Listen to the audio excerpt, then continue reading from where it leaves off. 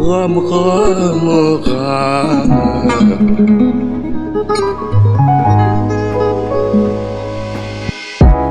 راكم مع رضا صديقي وراكم تسمعوا زيد كاس.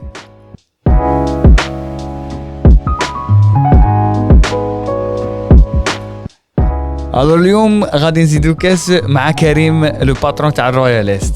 امين خويا قلنا كريم كي حكايته. كريم روياليست حكينا لا بروميير فوا اللي سمعنا به حكينا عليه نسيم دندان ولا شفيتو في ليبيزود 01 دو زيد كاس. Et avec Reda on s'est dit absolument qu'il faut qu'on fasse un épisode معاه.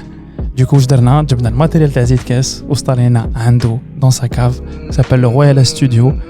On a découvert l'histoire magnifique du Royal Est de ce lieu, mais surtout on a découvert Karim qui nous a régalé avec ses histoires. حكينا نقلبوا على كاع واش حط في هذا الlieu depuis sa tendre enfance حتى maintenant qu'il a 47 ans.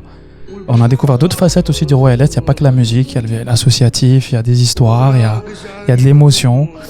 Il y a sa petite partie d'Algérie qu'il a recréée ici, dans cet endroit. Et puis, c'était magnifique. On s'est régalé, Reda.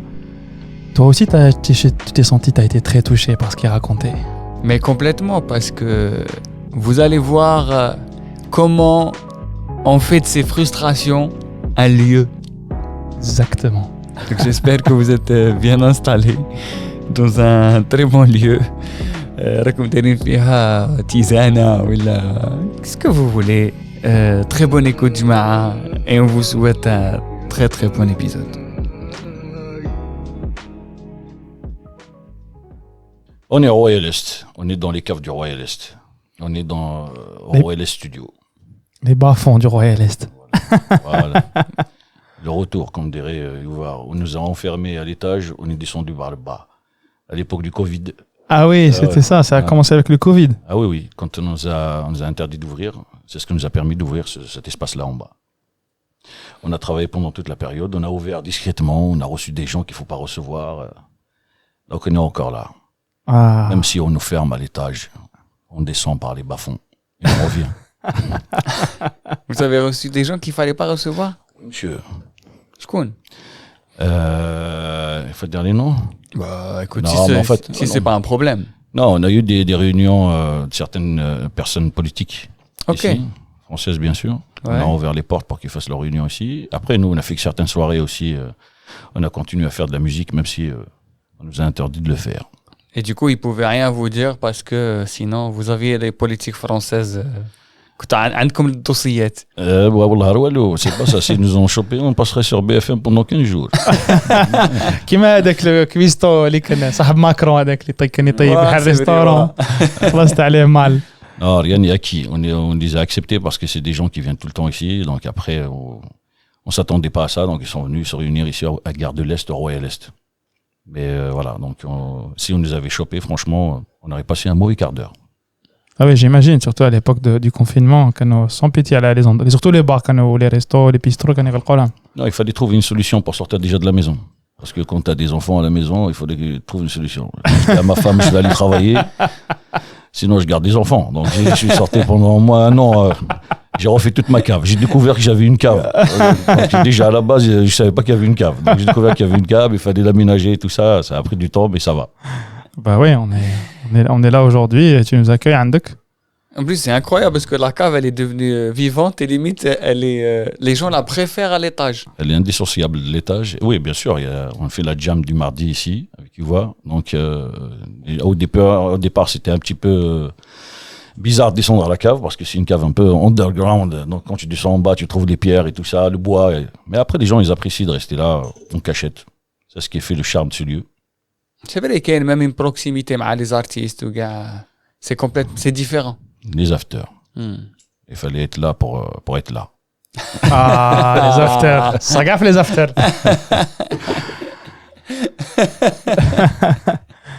Mais et du coup, finalement, le Covid, c'était une forme d'opportunité. C'est une opportunité, bien sûr. En fait, qu'est-ce qui change dans le Covid? Est-ce que si on nous demande un jour de recommencer tout à zéro et tout le monde est pareil, moi ça me dérangeait pas.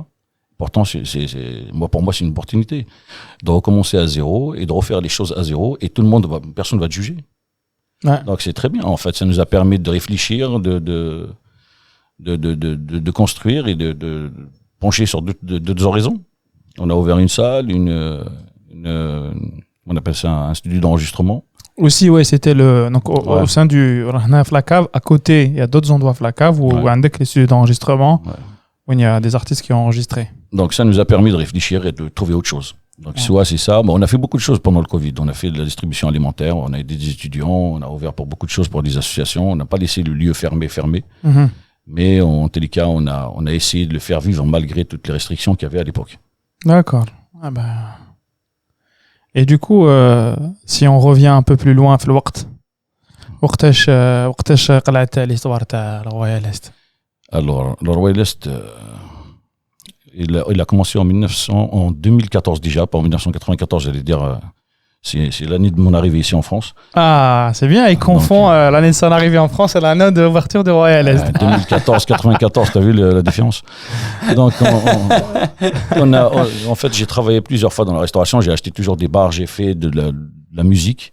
Mais ici à Royal Est, en 2014, c'est un lieu un peu spécial. Quand on arrive dans une gare, c'est pas un lieu qui attire les gens, en fait. C'est un lieu de passage. C'est un lieu de passage. Donc, quand on est arrivé, déjà, les gares à l'intérieur, pour l'instant, elles étaient normales, quoi. Ça reste une gare, tu rentres à l'intérieur, tu prends le train, tu pars. Maintenant, c'est devenu des centres commerciaux. Ouais. Donc, tout est dedans. Donc, c'est bon, on peut pas, quand tu sors dans une gare, t'as pas besoin de sortir à l'extérieur. Donc, il fallait travailler autrement pour atterrir les gens sur ce lieu-là au Royal Est. Donc, ça nous a pris beaucoup de temps. On a travaillé sur le concept, on a travaillé sur les produits, ça a changé complètement, en fait. Le Royal Est a changé plusieurs fois pendant des années. J'ai été entouré par certaines personnes qui étaient bienveillantes. J'ai rencontré Nassim Denden qui était là à l'époque. Ouais. On s'est rencontrés, je l'ai vu dans un concert, je crois, au studio de l'Hermitage. Ouais. Je l'ai contacté. L'enfoiré, il m'a répondu pendant un an après. Il a joué sa star. Il a joué la star. Un an après, il m'a envoyé Bijor, t'es qui toi? Donc après, on s'est rencontrés. On a discuté, on a vu qu'on avait les mêmes affinités sur la musique et tout ça. Lui, il est plus que moi, parce que moi, je suis pas dedans, mais lui, il était vraiment. C'est un concept un peu. Nassim, c'est la perfection par excellence considérée dans le travail en télécast, dans ce qu'il fait. Hein. Donc moi, j'aurais pas fait ça. J'ai appris beaucoup de choses de lui, malgré tout. Et là, on a commencé à faire des concerts. Il y avait Youva aussi qui était là dès le départ avec sa jam du mardi. Donc après j'ai travaillé, comme j'étais à l'université, c'est à Assas, donc j'ai rencontré un gars qui était dedans, donc j'ai rencontré les gens du BDE d'Assas, bureau des étudiants d'Assas. Et j'ai réussi à les avoir, qui viennent ici chaque lundi pour faire une rencontre ici, qui s'appelle un café des langues chaque lundi. C'est pas évident de ramener des étudiants d'Assas ici. Vous savez comment ça se passe à Assas ou pas? Vous voulez que je vous raconte? Ah, on est tout oui, parce que déjà, à la banane, je vais dire ça. Écoutez-moi bien ça, je vous raconte ce que c'est qu'Assas. Ah, Emma. Bon, تعلمت في مسقط رأسي في قرية رافور بلدية مشدة الأولى البويرة. حصلت على شهادة البكالوريا في عام 1994 وهاجرت إلى فرنسا. Quand je suis arrivé ici, je me suis inscrit à Assas. Bon, ils m'ont accepté. C'est une fac de droit. En 94, c'est une fac qui était un peu, je dirais, pour ne pas être vulgaire, facho. Donc, il y avait un bureau là-bas qui s'appelle le GUD, le bureau des étudiants d'extrême droite. Donc, quand on arrive là-bas, il faut avoir des cheveux blonds et avoir des yeux bleus. Et moi, je suis arrivé en 94 avec tellement je me lavais les cheveux avec l'eau de la citerne. Vous savez, la citerne. Donc, j'avais une boule de cheveux ici au milieu du crâne qui était récalcitrante, comme des réflexes. Elle était là, elle veut rien changer. Donc, en même temps, il fallait, et en plus, à l'époque, la cicatrice, on avait des cicatrices du bled, tu sais, quand on avait là-bas, cicatrices aux cheveux, quand on se coupait les cheveux ici, rasés. Donc, tu as toujours les cicatrices derrière, on dirait 2 yeux. Je les ai derrière la tête. Donc, il fallait trouver des solutions pour ne pas que les gens remarquent que tu as des cicatrices derrière le crâne. À 18 ans, tu as des cicatrices derrière le crâne, c'est rare ici. Donc, je suis arrivé à la fac. Ah ouais. Je suis arrivé ici, j'ai trouvé que les gens, ils avaient des cheveux blancs. Et ils étaient tout le temps bronzés. Donc, en plus, ils étaient habillés Serwal Tergal. Petit cachemire avec une petite chemisette à l'intérieur. Donc, ce qui fait que, déjà, c'est l'élite. Tu rencontres après des années, tu comprends que c'est l'élite. C'est des gens qui sont là pour diriger la France après. Moi, j'étais comme un... J'arrive avec une casquette, je crois que c'était New York, la casquette que je portais. Alors, j'ai dessiné à côté le Z des Moula. Donc déjà, tu vois, avec la grosse chienne Z ici, donc j'avais cette culture de combattant, on va dire de Che Guevara, avec Che Guevara. Donc j'ai été à ça pendant 2 ans.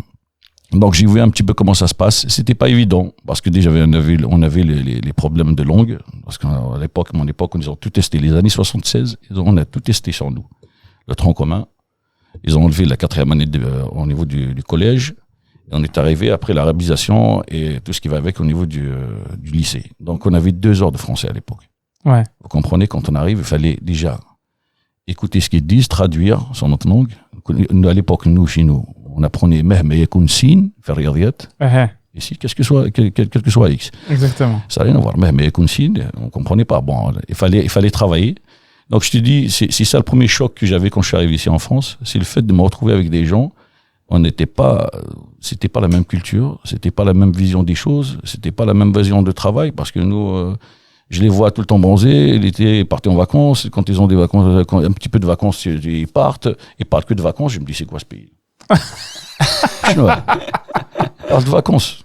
Les gens, ils viennent de revenir de vacances, ils pensent aux vacances. Moi, je pense à acheter mes livres, à trouver un boulot et essayer de trouver un truc. Donc, c'est ce qui fait que quand on est arrivé ici, j'ai commencé j'ai travaillé chez Quick. Ok. J'ai travaillé pendant... Job étudiant. Job étudiant, ouais. Mais étudiant, il faut comprendre, d'étudiant aussi chez Quick. Hein. À l'époque, c'est pas la même chose que maintenant. On touche pas les machines, tout est couvert, il n'y a rien qui se marche. Maintenant, à l'époque, c'est comme au bled. Donc, c'est avec, tu t'entoies tes viandes et tout ça, tu te crames le bras, t'arrives. Donc, on est obligé de porter des t-shirts jusqu'ici pour éviter qu'ils voient aussi à la fac. Comme quoi, tu as des traces de brûlure. Parce que tu t'assois avec quelqu'un avec un t-shirt, tu vois des traces de brûlure ici, tu dis, c'est qu'est-ce qu'il fait celui-là aussi avec nous. Donc, c'est tout ça qui a fait qui a forgé notre caractère. Ouais. Après, j'ai été contacté par une boîte où j'ai travaillé aussi dans la restauration traditionnelle qui s'appelle Lyon de Bruxelles, les spécialistes des moules frites. Ouais. J'ai travaillé autant directeur adjoint, après directeur d'un Lyon de Bruxelles. Après, j'ai décidé de me lancer par mes propres moyens. Donc, voilà, j'ai pris une affaire qui s'appelle le Zorba, qui est connue. Oui, le Zorba. Ouais. Une des premières affaires, on m'a fait confiance. Donc, j'ai tenu cette affaire-là. Après, j'ai acheté une affaire, après une autre, après, voilà. Donc, on est arrivé au Royal Est en 2014. Donc, depuis 94 jusqu'à 2014. 10 سنين قرايه وريستوراسيون à côté, business. Voilà, business. Ouais, je comprends. Ouais. لازم il fallait survivre et tout. زربح كان عليها محمد لاموغي. بغيت غير نسقسيكم 10 سنين 20 عام juste 20 عام. 20 عام. Merci. Franchement, tout ça. J'ai oublié que j'ai 47 ans quand même.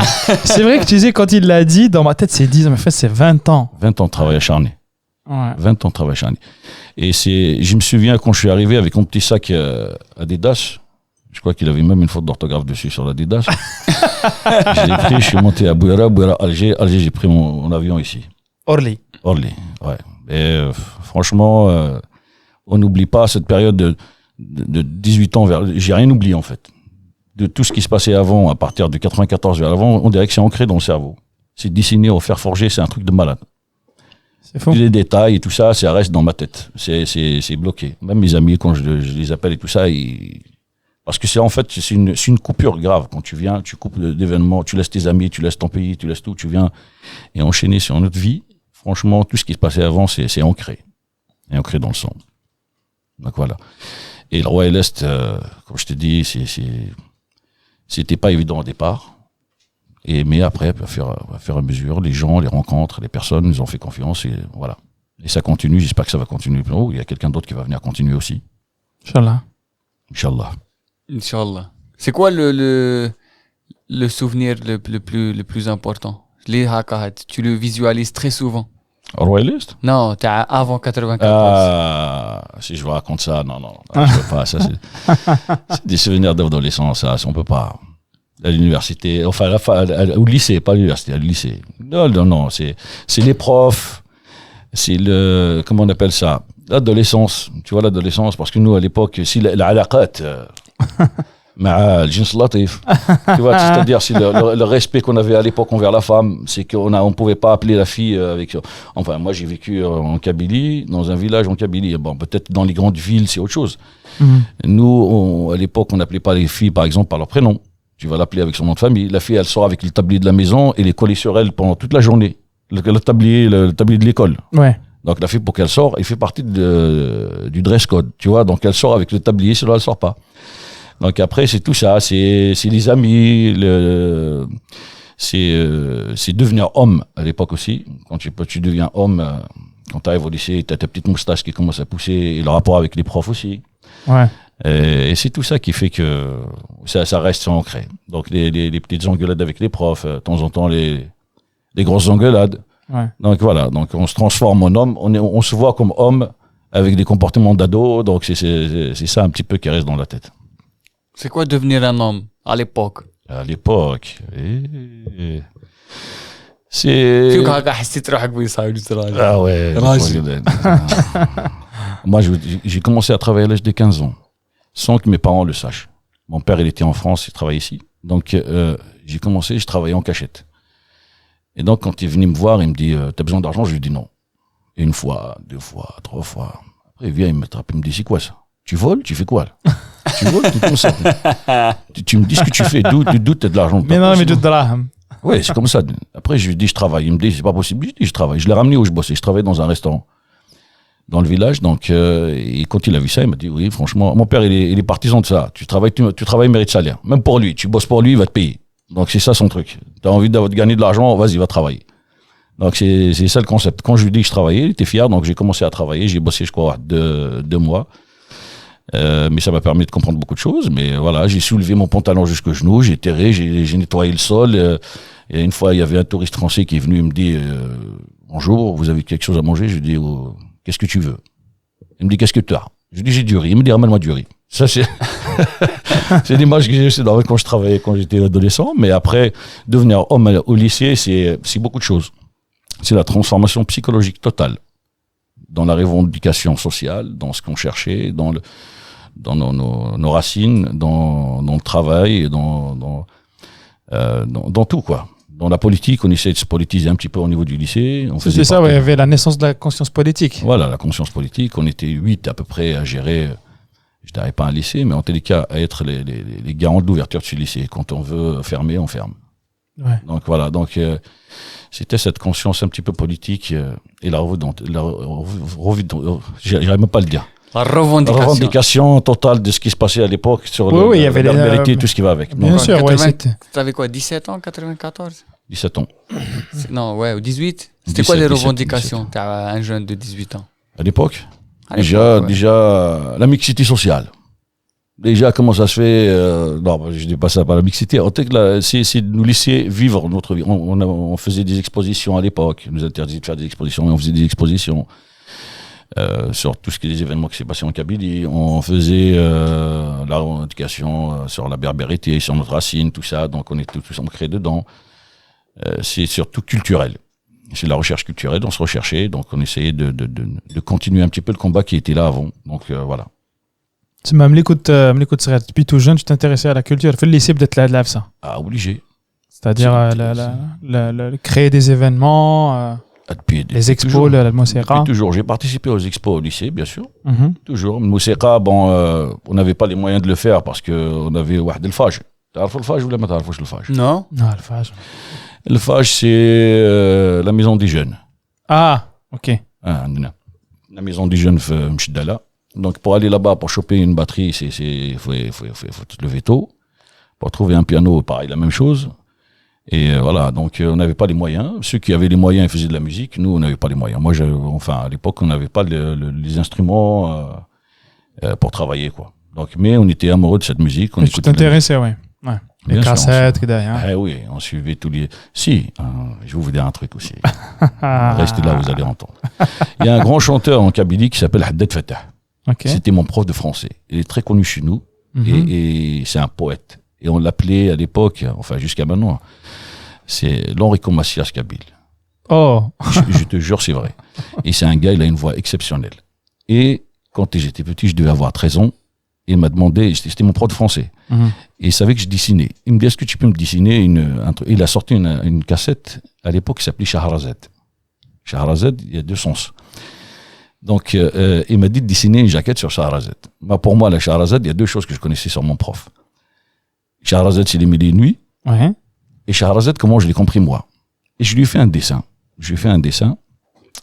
Ce dessin, c'était une femme, une silhouette d'une femme. Ok. Et je l'ai plié comme ça, comme dans une feuille normale, je l'ai laissé sur la table. Et quand je l'ai rencontré, il me dit est-ce que tu l'as fait? Je lui ai dit je l'ai fait. J'ai fait 2 trucs. J'ai fait un truc pour Shahrazad, j'ai dessiné un petit truc, j'ai un arwa et tout ça, mais c'est pas ça qui m'intéressait. Mais juste l'image de la femme, comment je l'ai dessinée. Et il m'a dit est-ce que tu l'as fait? Je lui ai dit oui. Il me dit montre-la moi, j'arrive, je le plie, il me dit non, c'est pas ça, parce qu'il a vu que la feuille était pliée. Et dès que je l'ai ouverte, il l'a regardé, il m'a dit c'est ça que je veux. Et pourtant, il y a quelqu'un qui lui a fait un truc, il lui a dessiné un tableau exceptionnel. Il m'a dit c'est ça que je veux. Et cette image de la femme, il l'a mis sur sa cassette, il y a mon nom dessus, et je devais avoir 12-13 ans. Il l'a gardé jusqu'à aujourd'hui. Et sauf qu'on s'est rencontrés, je pense, 10 ans, 15 ans après, on s'est vus. Ça va, cher, comment tu vas, qu'est-ce que tu fais, tout ça, on commence à discuter. Il me dit, explique-moi maintenant le dessin que tu as fait. Et je lui ai raconté ça, je lui ai dit, bon, il y avait 2 sens, Shahrazad, et Shahrazad, comment je l'ai compris? Il me dit, comment tu l'as compris? Je lui ai dit, parce que je sais que tu es un éternel amoureux. Je lui ai dit, d'ailleurs, jusqu'à maintenant, il n'est pas marié. Je lui ai dit, je sais que tu étais un éternel amoureux et que ton rapport avec la femme, je dirais pas que tu étais un homme à femme, en tous les cas, il est subjugué par la femme par rapport à ses écrits, ce qu'il écrit, la poésie qu'il fait et tout ça. Et il était surpris de voir ça. Il me dit, tu pensais ça à l'époque? Je lui ai dit, Wallah, c'est ça que je voulais dessiner. Et l'image de la femme, jusqu'à maintenant, d'ailleurs, il n'a pas posé une silhouette, un visage sur cette femme-là, puisque jusqu'à maintenant, il n'est pas marié. Cher Fatah, si tu m'entends. Oh, magnifique. C'est incroyable. À 13 ans, tu as dessiné une pochette d'album, quoi. Une pochette d'album, mon pote. Ouais, c'est ça. Tu vois ça? Je pense qu'il y a beaucoup de gens qui jouent au Royal Est qui ont besoin de changer leur pochette. Moi, Je pense que... Il y a beaucoup qui veulent pas mettre de visage en silhouette, il n'y a pas de souci. Si je dessine à quelqu'un, t'inquiète pas, t'es pas marié à 100 ans. تفول عليه t'imagines ندير لك pochette خراتي عليك. ما حاول تعاوش تزوج كاع. تنحس ما تزوج كاع حياتك. Mais wallah, c'est un truc qui m'est resté, c'est mon prof que j'adore et voilà. Bah, on comprend, c'est le souvenir dans le détail, ce que tu nous disais tout à l'heure. C'est-à-dire que قعدت bien dans ta mémoire. Qu'il faire forger. Mais un truc très important, la femme là, comment elle a été imprimée sur les cassettes. Ouais. Au départ, elle était svelte, magnifique. C'est une femme magnifique. À force de l'imprimer, elle a grossi comme toutes les femmes algériennes. C'est vrai? Wallah, elle a grossi grave. J'ai vu qu'ils l'ont tassé, la pauvre. Ils l'ont tassé, ils l'ont grossi alors qu'elle n'était pas comme ça. Problème d'échelle, fait le Jazair. Problème de résolution. Elle a changé, ouais, voilà, elle a changé. C'est l'âge. Je comprends, elle a changé. Et du coup, à l'âge de... Je vais te poser une question qui est à la Kingolo, qui est à l'origine de ce podcast. Le podcast, il a été créé à la base, Kingolo, même l'impulsion, elle est venue ici sur la terrasse du Royal Est, وين كنا هكا قاعدين جماعة.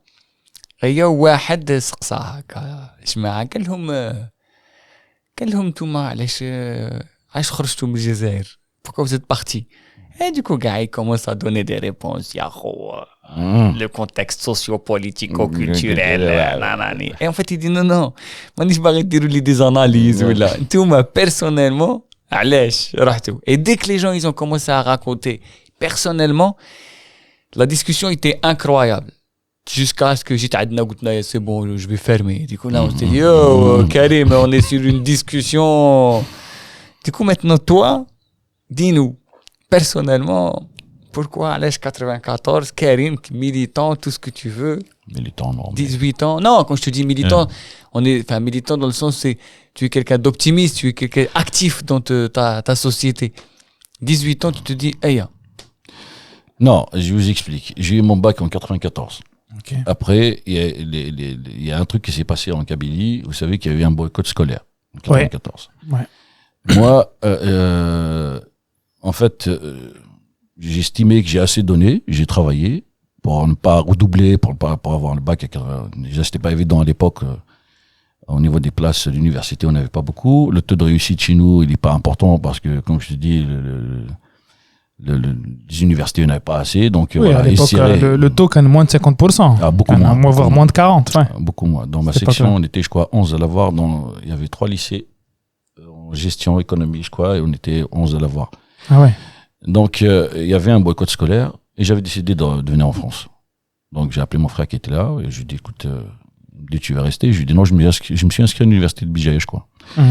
Après, j'ai eu l'opportunité de venir parce qu'ils m'ont accepté, donc je suis venu directement. Donc, c'est ça qui m'a poussé à venir ici en France. Mais voilà, mais je voulais voir un peu. Je venais avant. Je suis déjà venu avant en France. Je ne dirais pas que c'est la première fois que en 94, mais le fait de m'installer ici, ça a changé beaucoup de choses. Il y a des moments où je me dis j'aurais dû rester. Il y a des moments où je me dis... Quand est-ce que tu t'es dit ça? Les premières années? Il y a un fait particulier. Les premières années, c'est sûr. Là, tu te recherches, je te dis, les cheveux qui ont tourné au niveau du crâne, c'est pas évident, mon frère. Il fallait travailler avec des crèmes, avec des soins, pour remettre un peu les... Tu dis, mais le cerveau en velours, velours. Ça veut dire, le mec, il se voit déjà dans je sais pas moi, qui c'est qui porte un pantalon velours? Il n'y a que les vieux de 70 ans ou les mecs qui travaillent dans la justice ou... notaire. Ouais, mais Assas quand même, tu étais à Assas, université de droit, ben... Mais c'est un passage, Assas. Hein. Après, j'ai fait autre chose, mais c'est un passage. Je sais pas si... Je te dis, Assas, c'est un choc civilisationnel pour moi. Voilà. Même les profs qui étaient là, j'ai posé une question il y a une semaine à une fille, je dis, est-ce que Alain Ritzlob est toujours là? Elle me dit, ouais, il est là, c'est un enfoiré, on ne va pas... Je dis, bah écoute, elle était toujours enfoirée, mais par contre, maintenant, sa femme, c'est l'éditrice de 6 livres. Donc, à l'époque, c'était une fac de...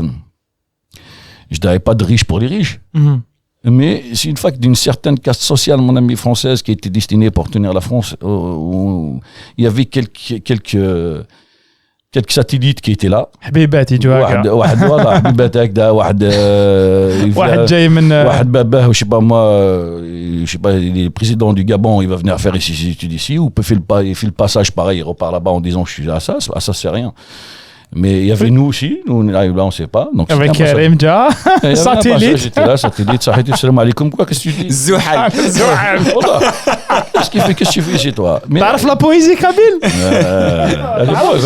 il y a des expositions ici chez vous. Donc c'est ça en fait, c'était un choc culturel et franchement jusqu'à maintenant ça m'est resté dans la tête. Et voilà, donc après je souhaite pas ça à mes enfants parce que ils sont là, de toute façon eux ils avaient tout, ils ont Nutella déjà. Ils ont Nutella, c'est déjà beaucoup, ça change beaucoup. C'est ça, genre le paramètre. Notre صباح عندك Nutella, mais juste entre parenthèses, si je peux me permettre. Aujourd'hui, gars هذوك اللي كانوا يقراو معاك في 94. C'est tous devenus des petits bobos, ما ولاوش ياكلوا النوتيلا، ولاو ياكلوا tous les produits bio اللي انت كنت تاكلهم. c'est-à-dire زيت الزيتون، الزبده، لي فروي بيو، ولاو يبيعوهم في ناتوراليا، عليها اسمها ناتوراليا باسكو غاليه. ناتوراليا صاحبي. Là c'est sûr. Dans les produits bio, non, c'est vrai. Là, par contre, ici en France, j'ai récupéré quelque chose de très bien. C'est un truc, c'est un cadeau de la nature, c'est le cadeau que la France, l'Europe te donne, avec tout ce qui va avec par rapport au stress, par rapport à la façon de travailler, la malbouffe, tout ça. On récupère un truc très important, ça s'appelle une stéatose hépatique non alcoolique. C'est-à-dire votre foie, il devient gras.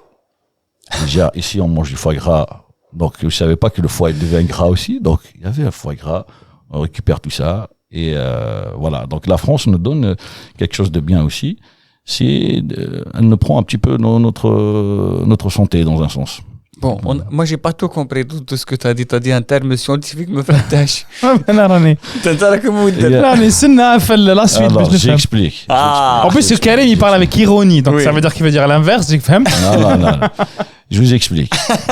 Quand tu arrives en France, quel est ton objectif en France? C'est de travailler, de gagner de l'argent à la rigueur. C'est ce qu'on a tous, enfin, de gagner de l'argent. Ouais. Surtout quand tu habites à Paris. Peut-être d'autres villes de France, je ne connais pas. Mais Paris, c'est une ville speed. Donc le stress, la malbouffe, le sommeil qu'on n'a pas,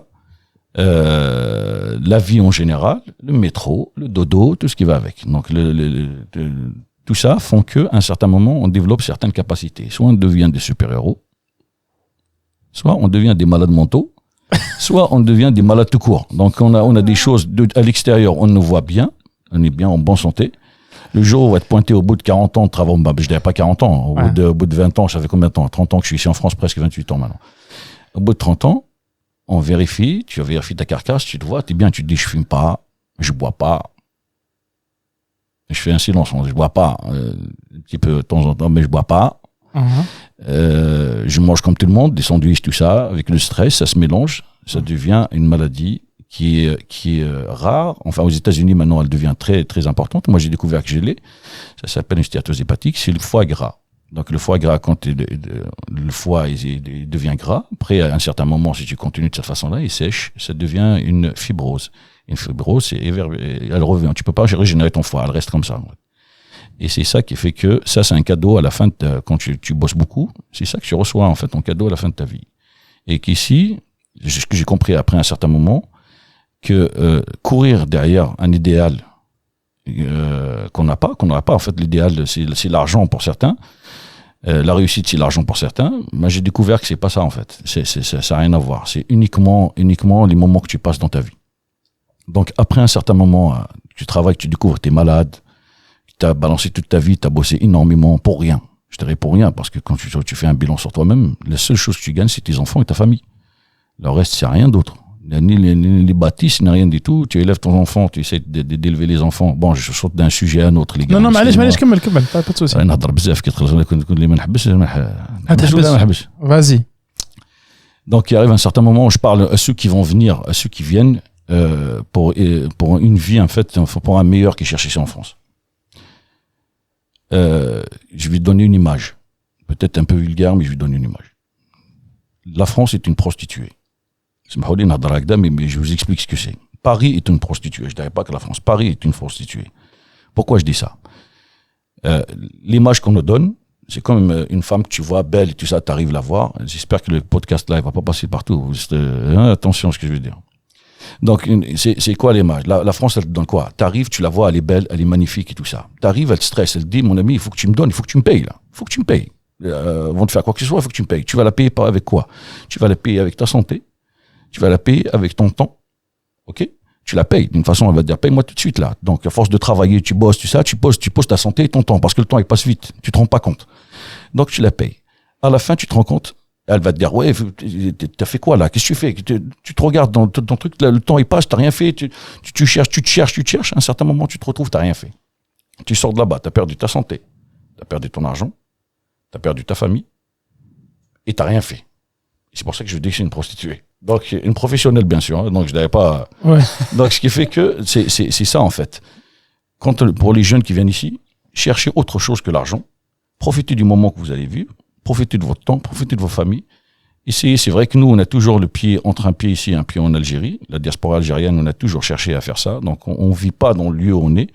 On vit toujours sur les deux lieux, l'Algérie et la France. C'est normal. C'est normal qu'on essaie de développer notre pays, on essaie d'aider ce qu'on peut faire, on essaie de ramener des choses. Mais, dites-vous un truc, rien n'est fait au hasard. Ce pays-là n'a rien fait au hasard. Travaillez. Sortez en retraite. Si t'as de la chance, tu vivras quelques années. Sinon, on t'envoie une boîte. Surtout nous qui travaillons entre les deux rives, on t'envoie dans une boîte. C'est comme ça que ça se passe. C'est vrai. Voilà. Désolé, mais c'est ça l'image que j'ai du fait. C'est mon expérience. C'est comme ça que je vois les choses. Peut-être les autres, ils vont trouver ça malsain de dire ça. Je dénigre pas la France parce que moi, elle m'a donné beaucoup de choses. Elle m'a donné tout. Donc, mais par contre, je dis que le stress parisien, notre vision de la vie, notre vision de la réussite, notre vision de la recherche de soi, parce qu'on cherche tout le temps, fait que on perd beaucoup de temps et le temps il est réversible. Et voilà. Et la France, Paris, je dis la France, mais je dis Paris, c'est vraiment un gouffre temporel. Donc là, je ferme les yeux, je suis en 1994, je les ouvre, je suis en 2023.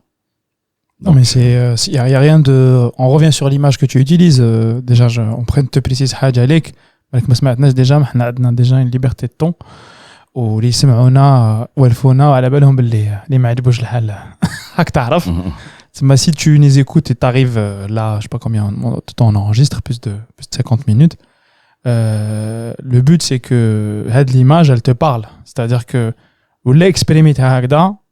Naturellement, c'est que ça, d'être l'idée هكذا, ou c'est ton propre expérience. On n'est pas en train de dire les autres, كل واحد عنده كيفاش مشات حياته, كل واحد كيفاش يخمم, كل واحد كيفاش.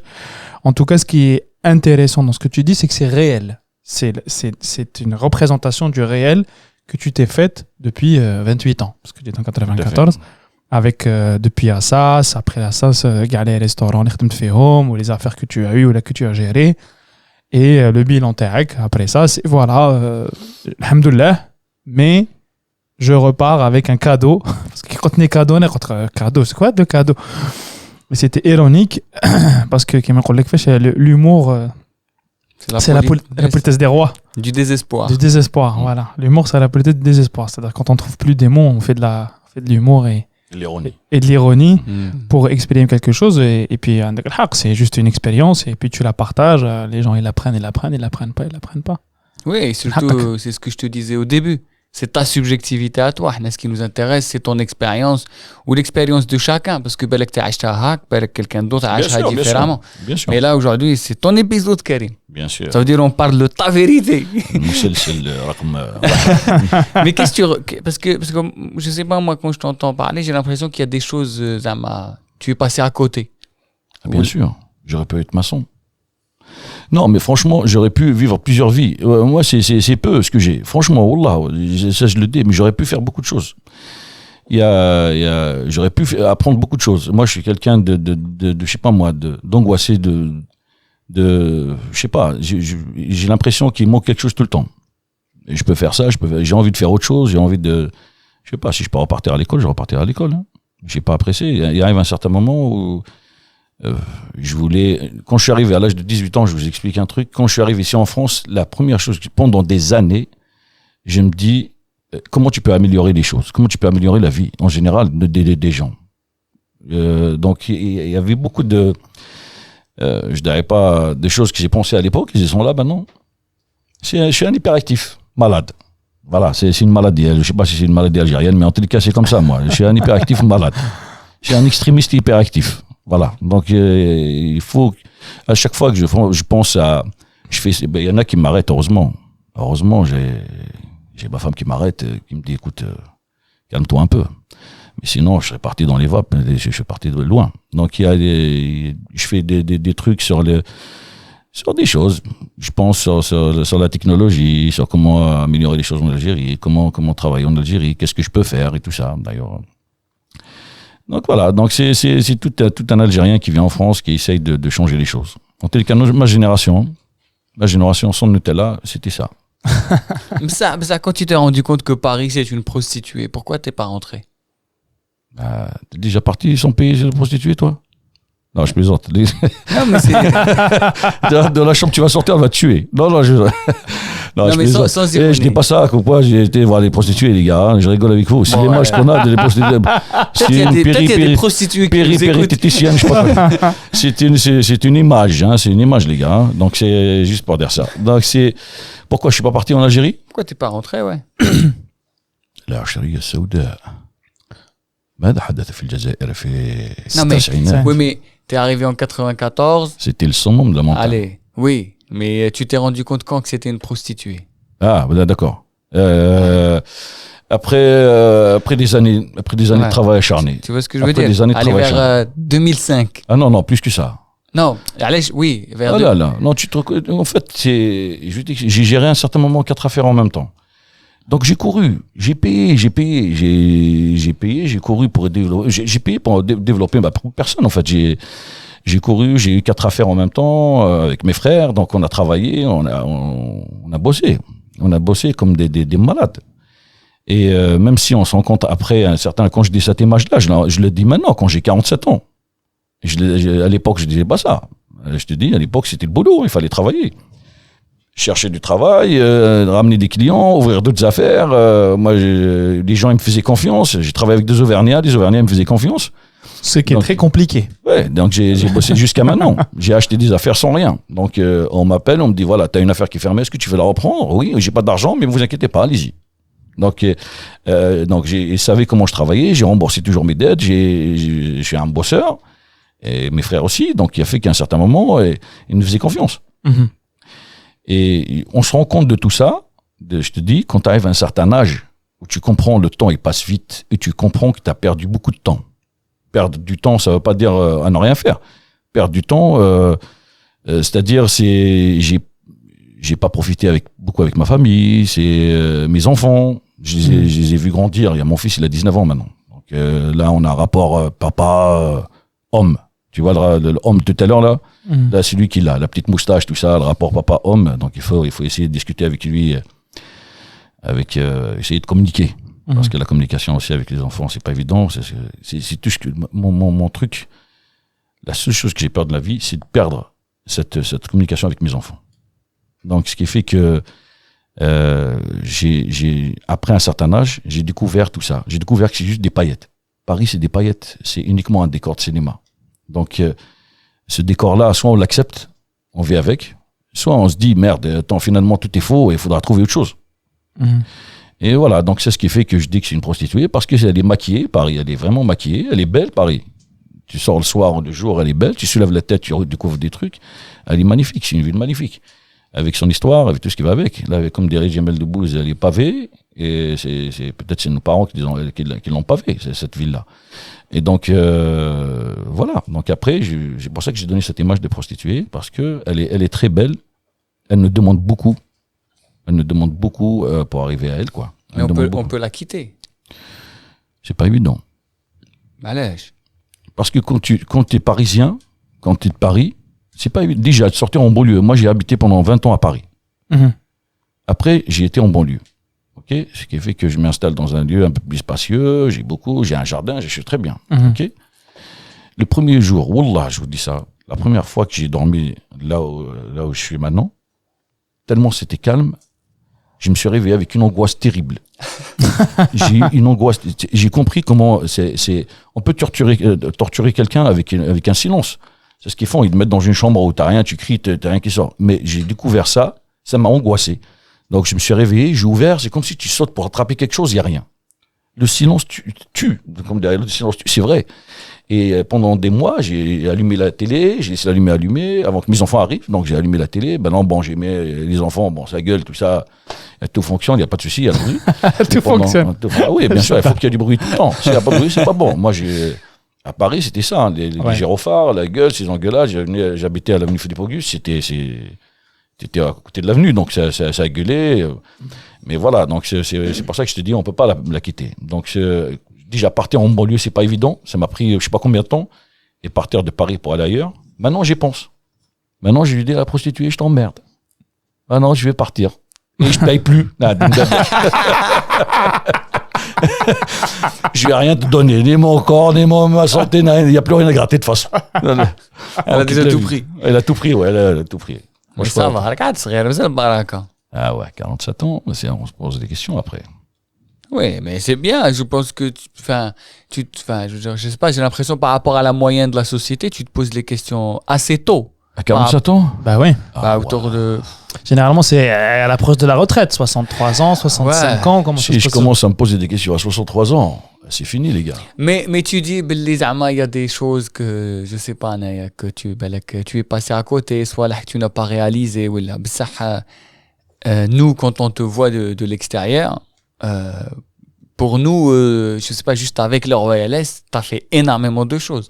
Déjà pour nous, genre juste Amin Ouana en tant qu'individu, et je pense que même plein de gens qui viennent là, tu sais, Royal Est maintenant, des fois qu'ils disent quoi, tu حشتوا يعني ماشي Royal Est. دير شويه سحور كي تروحوا نتبالي نجمع شويه شعر ندير بيرلاشا شويه ترافيك وترجعوا كاع. Non mais c'est vrai, je sais pas si tu te rends compte, tu as enfin je veux dire, tu te rends pas compte, tous les gens qui doivent te remercier matin, midi et soir pour avoir créé un lieu comme ça dans lequel on retrouve tes idées militantes dont tu parlais quand tu avais 18 ans en 94 dans ton lycée. J'aime pas le tube parce que j'ai rien fait, franchement j'ai rien fait. Ouais, mais alors toi tu n'aimes pas le tube, ça on aime bien le tu parce que on veut que كل واحد pour nous c'est l'individu au service du collectif. Qu'est-ce que tu dis باللي انا ندير كيما هكا. D'ailleurs on le dit souvent باللي t'as vu, tu te rappelles هالحراك كانوا يقولون يتنحاو كاع parce que tellement هضرنا في الكوليكتيف nous حنا لي صاجيريان حنا كي قلنا يتنحاو ما عرفناهمش الا قلنا هما. Je me dis, moi je dis souvent depuis le début كنا نقولوا انا aujourd'hui on saurait qui sont les coupables. C'est vrai. Mais tellement on s'est caché derrière le collectif qu'aujourd'hui on est perdu.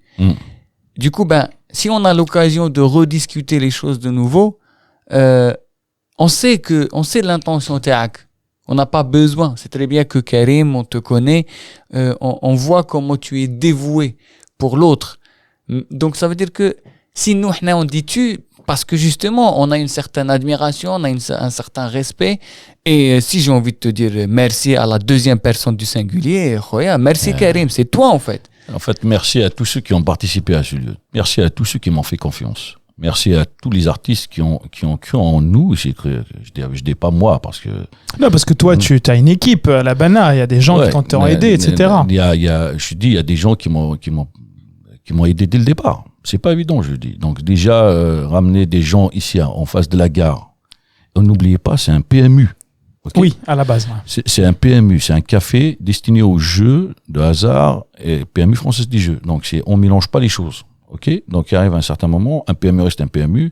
Moi, le Zorba, c'est pareil. Quand j'ai pris le Zorba, c'était un PMU aussi. Donc il fallait, même les journalistes du Parisien à l'époque sont venus me dire comment tu fais pour séparer les choses, tout ça. Donc j'ai toujours compris, enfin à ma façon de travailler, qu'on peut gérer tout ça, mélanger tout ça. Mais notre communauté, c'était difficile à l'époque. Franchement, la communauté algérienne, elle est sélective. Elle est sélective dans ses rapports avec les gens.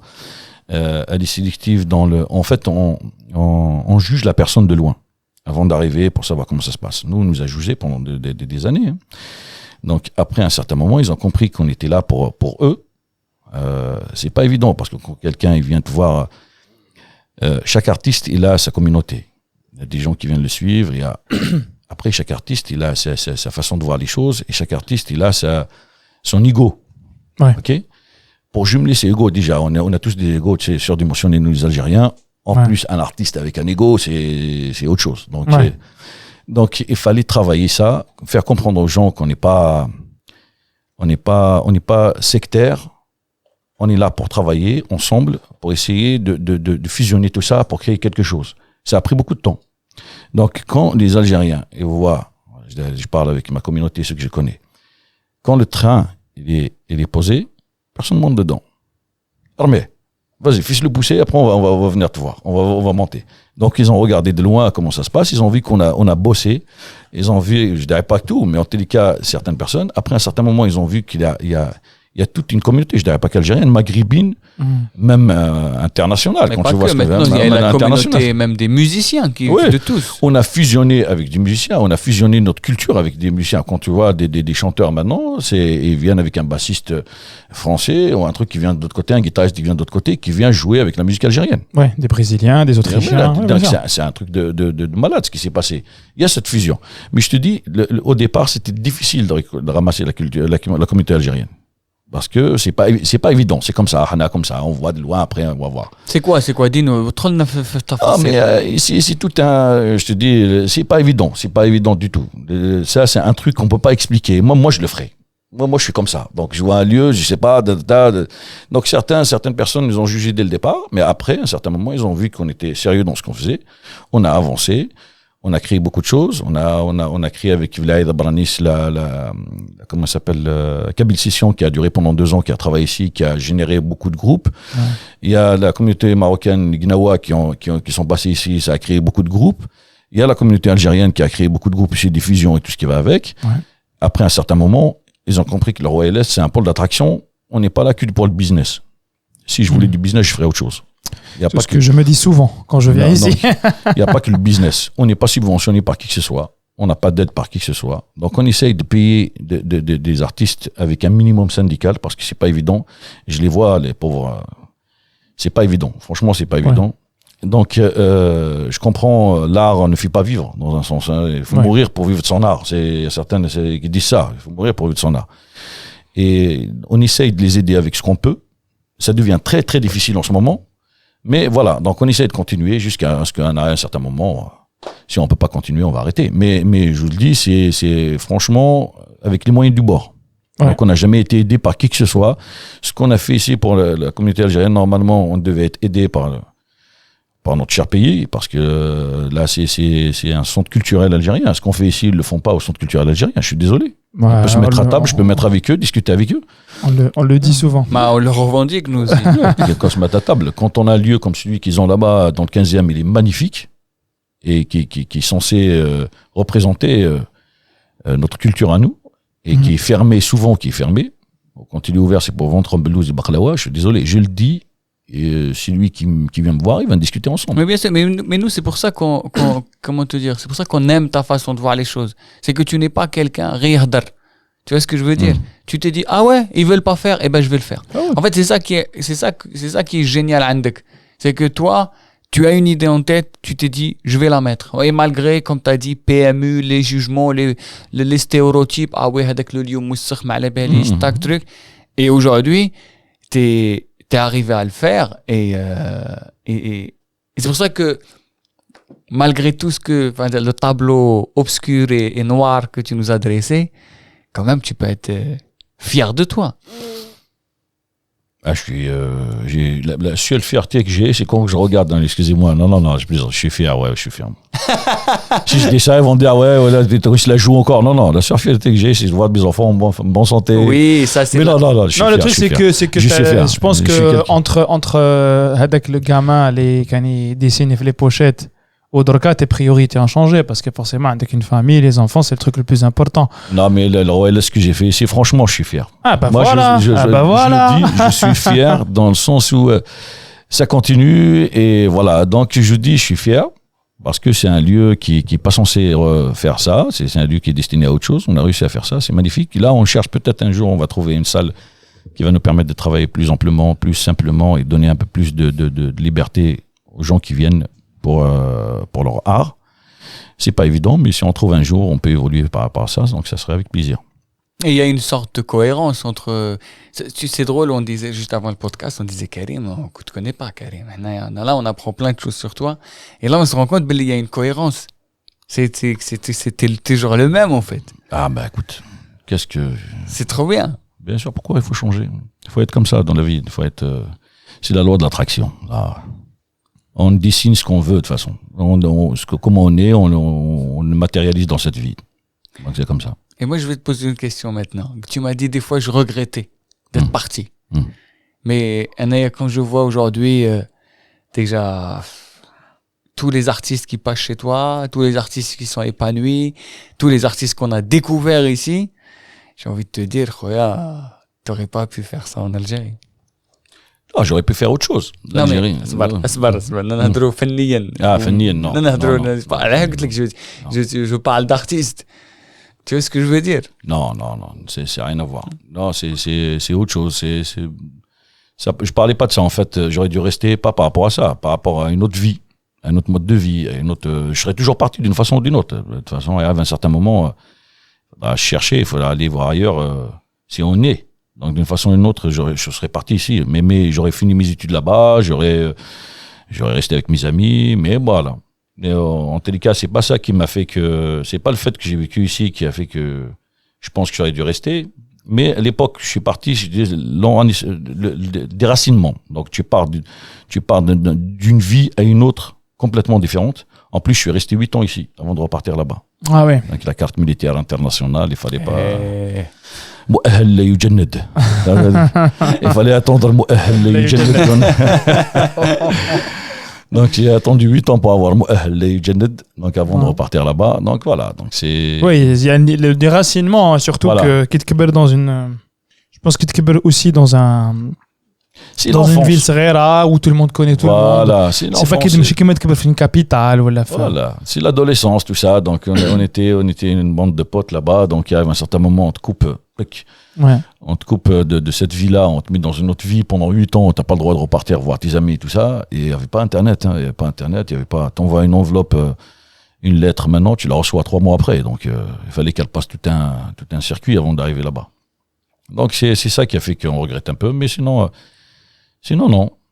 Je suis là, je m'installe, comme dirait un grand philosophe, il faut être comme l'eau. Si tu es dans un verre de thé, tu te mets comme un verre de thé. Dans une théière, tu deviens une théière. Donc l'eau, il peut être cool, gentil, il peut te détruire et démolir. Vous savez c'est qui a dit ça? Un grand philosophe. Bruce Lee. Be water, my friend. C'est vrai qu'il avait dit ça. Be water, my friend. Be water, my friend. Be water, my friend. Il faut s'adapter, on a l'habitude de s'adapter. On est des caméléons, nous, les Algériens. Donc, il n'y a pas de souci. Là, on va s'adapter. بس ça c'est pas facile d'être un caméléon en permanence. كنا نهضروا عليها لا يا با لونتون نو سيدي ما نقدروا نكونوا زعما جوست زعما اللي زهر علاش ما باسكو نضلوا نبدلوا في لي كولور Ah ouais, non, si. Moi, je te dis, il y a un truc, regarde. عليها tu vois par exemple moi personnellement j'aime bien venir chez toi parce que je n'ai plus besoin de faire le caméléon كلي هنا نولي رضا. Voilà, là c'est autre chose. Là, on est entre nous. Ah oui. Là, entre nous. Là, il n'y a pas de souci, donc je comprends. Ça بزاف شايف زعما t'es fatigué à un moment donné donc تلقى حياتك غير تخمم كاميليون شايف خاصك تاناليزي لي كولور تاع لونفيرونمون عاود تشوف لابو تاعك ودير لها يتبدلي بزاف. Là, ça c'est sûr. Mais je t'explique, quand on est entre nous, on devient nous. On devient gris, comme ils nous appellent le Khaoutna. Donc on devient gris, donc on a une seule couleur, donc on peut pas changer. Donc, mais après, quand je dis caméléon, c'est-à-dire s'adapter à la situation dans n'importe quel moment. Non, on s'adapte. Moi, j'essaie de m'adapter en fonction des gens qui sont en face de moi, en fonction de la situation, en fonction du lieu. Donc là, il y a un truc que je fais ici. Quand je baisse mon rideau le soir, je peux le dire aux zit, mais je carbebche.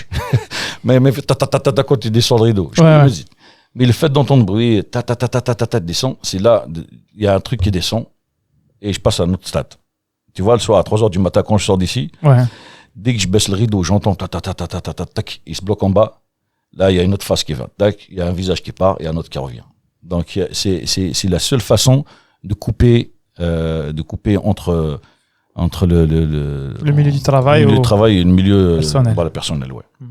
Et j'ai intégré ça dans mon cerveau. S'il n'y a pas le tac, je continue à la maison. Quand j'arrive à la maison, tu vois, pourquoi tu veux une bière? Donc j'oublie. Tu vois, donc après, il fallait trouver une astuce pour couper tout ça. Et quand c'est pas moi qui ferme, je suis dans la merde. À la maison, on se sert, tu veux une bière? Qu'est-ce que tu fais? Donc c'est comme ça. Je commence à cuisiner, à nettoyer la maison. Alors qu'ils n'ont pas l'habitude de voir ça. C'est marrant. Je l'imagine.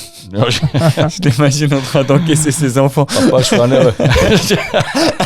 3,50 ou le chocolat ou les. Tu veux un café et une noisette? Installe-toi à la table si j'arrive. Mais c'est ce qui a fait que c'est ça le changement. Le caméléon, c'est vraiment s'adapter à la situation et voilà, donner cette. J'ai rencontré beaucoup de personnes dans la vie, donc j'arrive à comprendre un petit peu la personnalité des personnes. On arrive à découvrir les gens positifs. Ah oui, quand tu travailles dans un resto, là, dans un bar, c'est sûr que tu croises toutes, surtout dans une gare, devant une gare. Tu récupères, tu essayes d'attirer le positif et d'éviter le négatif. Ça devient très compliqué, mais voilà. En général, je me trompe jamais. Juste un regard, juste une parole, tu discutes avec la personne, tu vois l'aura. Il y a une aura, tu vas savoir si tu peux avancer dans quelque chose de positif ou tu peux changer, ou tu laisses tomber, tu quittes la ville. Ah ouais. Donc c'est ça en fait. Donc à force de côtoyer les gens. Surtout que Hnaya, tu vois énormément de monde passer. Oui, c'est nous dans le travail, en tous les cas, quand le travail que j'ai fait, on m'a appris pendant un certain moment. Je vais vous apprendre encore un truc. Écoutez-moi bien, à 47 ans, je vais dire un truc. Donc dans le travail, quand on nous a appris pendant un certain moment, c'est de gérer dans la façon de gérer les affaires, c'est de se réveiller et régler 5 problèmes par jour. Ça, c'est le marketing qu'on nous a appris à une époque à moi. Pour les dirigeants d'entreprise et tout ça, il nous a dit il faut régler 5 problèmes par jour. Quand on se réveille, la journée, tu te dis j'ai 3 problèmes, tu les règles. C'est une belle journée. Tu as 4 problèmes, elle commence à être difficile, mais quand même c'est gérable. Tu as 5 problèmes, c'est une journée normale. Ok? Pendant des années, j'ai géré les affaires de cette façon-là. C'est-à-dire, il arrive un certain moment où je me réveille, je me dis, bon, aujourd'hui, qu'est-ce qu'il y a à faire? Je note tout, 3 problèmes, je règle ça. Après, les problèmes d'aujourd'hui, ils passent à autre chose. Ça passe le lendemain, tu vas les gérer après. Après un certain moment de la vie, quand je te dis la maturité, on découvre tout ça, c'est n'importe quoi, parce que c'est nous qui créons les problèmes. Chaque problème, il a une solution, d'une façon ou d'une autre. Donc, à l'époque, je marchais à la chefati hufratin. Oui. Ça veut dire chaque chose devient difficile à régler. Parce qu'en fonction, on marche dans une vie en se disant c'est pas possible, c'est pas ça, pourquoi moi? Donc arrive à un certain moment, tu marches toujours à une limite. À la fin, tu trouves une solution, mais la limite là, t'oublies le fait que t'as stressé pendant toute cette période-là pour trouver la solution, t'oublies que t'as une solution. Après un certain moment, j'ai changé de méthode de travail. Je me dis, il n'y a pas de problème. Il n'y a pas de problème. Il n'y a pas de problème. Et finalement, Shafa Hafaratini s'est transformé en une autoroute incroyable. Et ça m'a pris beaucoup de temps de comprendre ça. Et je suis plus zen maintenant, plus compréhensif et plus cool par rapport à avant. Même si je suis nerveux toujours, il y a quand même une graine qui reste à l'intérieur, mais je suis plus cool, je gère mieux mes affaires et je trouve toujours des solutions, ça me convient comme ça. Je suis très bien. Et ça, c'est une méthode que je donne à ceux qui m'écoutent. Chaque problème, il a une solution quand on veut. Ne générez pas des problèmes parce que si vous tenez sur le problème, vous tournez autour de là, ça va attirer un autre problème et le problème attire à l'autre. C'est la loi des bases communicantes. Donc un problème ramène l'autre, ramène l'autre, ramène l'autre. Chaque problème, il a une solution. Dans tous les domaines. Dans tous les domaines, la vie, du travail, dans tout. Il suffit juste de le générer dans la tête, c'est-à-dire la solution existe et tu vas avoir la solution. J'ai dessiné une maison toute ma vie quand j'étais petit et c'est celle que j'ai achetée maintenant. Vous comprenez? Je vous jure, c'est vrai. J'ai dessiné quand j'étais petit une maison toute ma vie, c'est la même maison que je dessinais. J'ai cherché partout, ça marche pas, c'est pas celle-là, ça marche pas. Le jour où j'ai acheté une maison, je me suis regardé après un an, j'ai ouvert les yeux, j'ai vu que c'est celle que je dessinais quand j'étais petit. Donc, dessinez votre avenir de votre jeune âge, vous allez arriver d'une façon ou d'une autre. Donc, comme je dis, chaque problème, il a une solution. Voilà. Merci beaucoup. شكرا على هذا الاستماع. ما كاين سونتر كولتورال نديرو سونتر كولتورال ما كاين ستوديو نديرو ستوديو Dessiner centre culturel. ديسني سونتر كولتورال. Wallah, c'est vrai. Je vous dis franchement, c'est ça. C'est comme ça que je vois les choses. Je comprends bien que t'aimes bien dessiner. Parce que t'as dessiné la maquette. Déjà, j'ai dessiné les choses. Toujours, j'ai dessiné. T'as dessiné la maison. Haddad Fatah. بدات فاتح نوت لو نون. Ouais, Haddad Fatah. Regardez, cherchez, vous allez voir. Il a des chansons. Et là, c'est quoi la Incroyable. prochaine étape? C'est quoi que t'as dessiné que t'as pas encore fait? Là, c'est ça que je cherche. Il faut y avoir l'inspiration pour dessiner ce qui va venir après. Et là, en ce moment, ça devient difficile. C'est vrai? Ouais. Mais c'est bien. On trouvera toujours un dessin qui va nous permettre de le concrétiser après. Et tu cherches des dessinateurs? Tu sais, chacun dessine sa toile tout seul. Je ne peux pas accepter que quelqu'un rentre dans ma peinture. Magnifique. Il ajoute des trucs dessus. Non. Chacun dessine sa toile tout seul. On se laisse influencer pendant un certain moment, mais chacun dessine sa toile. Voilà, c'est votre avenir. Il est censé être fait par vous et pour vous. C'est comme ça. On découvre ça. On découvre cette façon de vivre et ça aide dans la vie.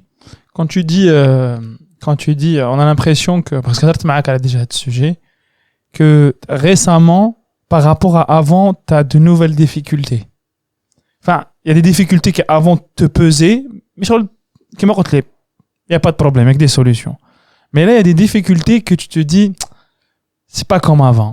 C'est quoi? C'est la morosité, c'est Paris qui a changé, c'est la France qui a changé, c'est une TAC qui a changé.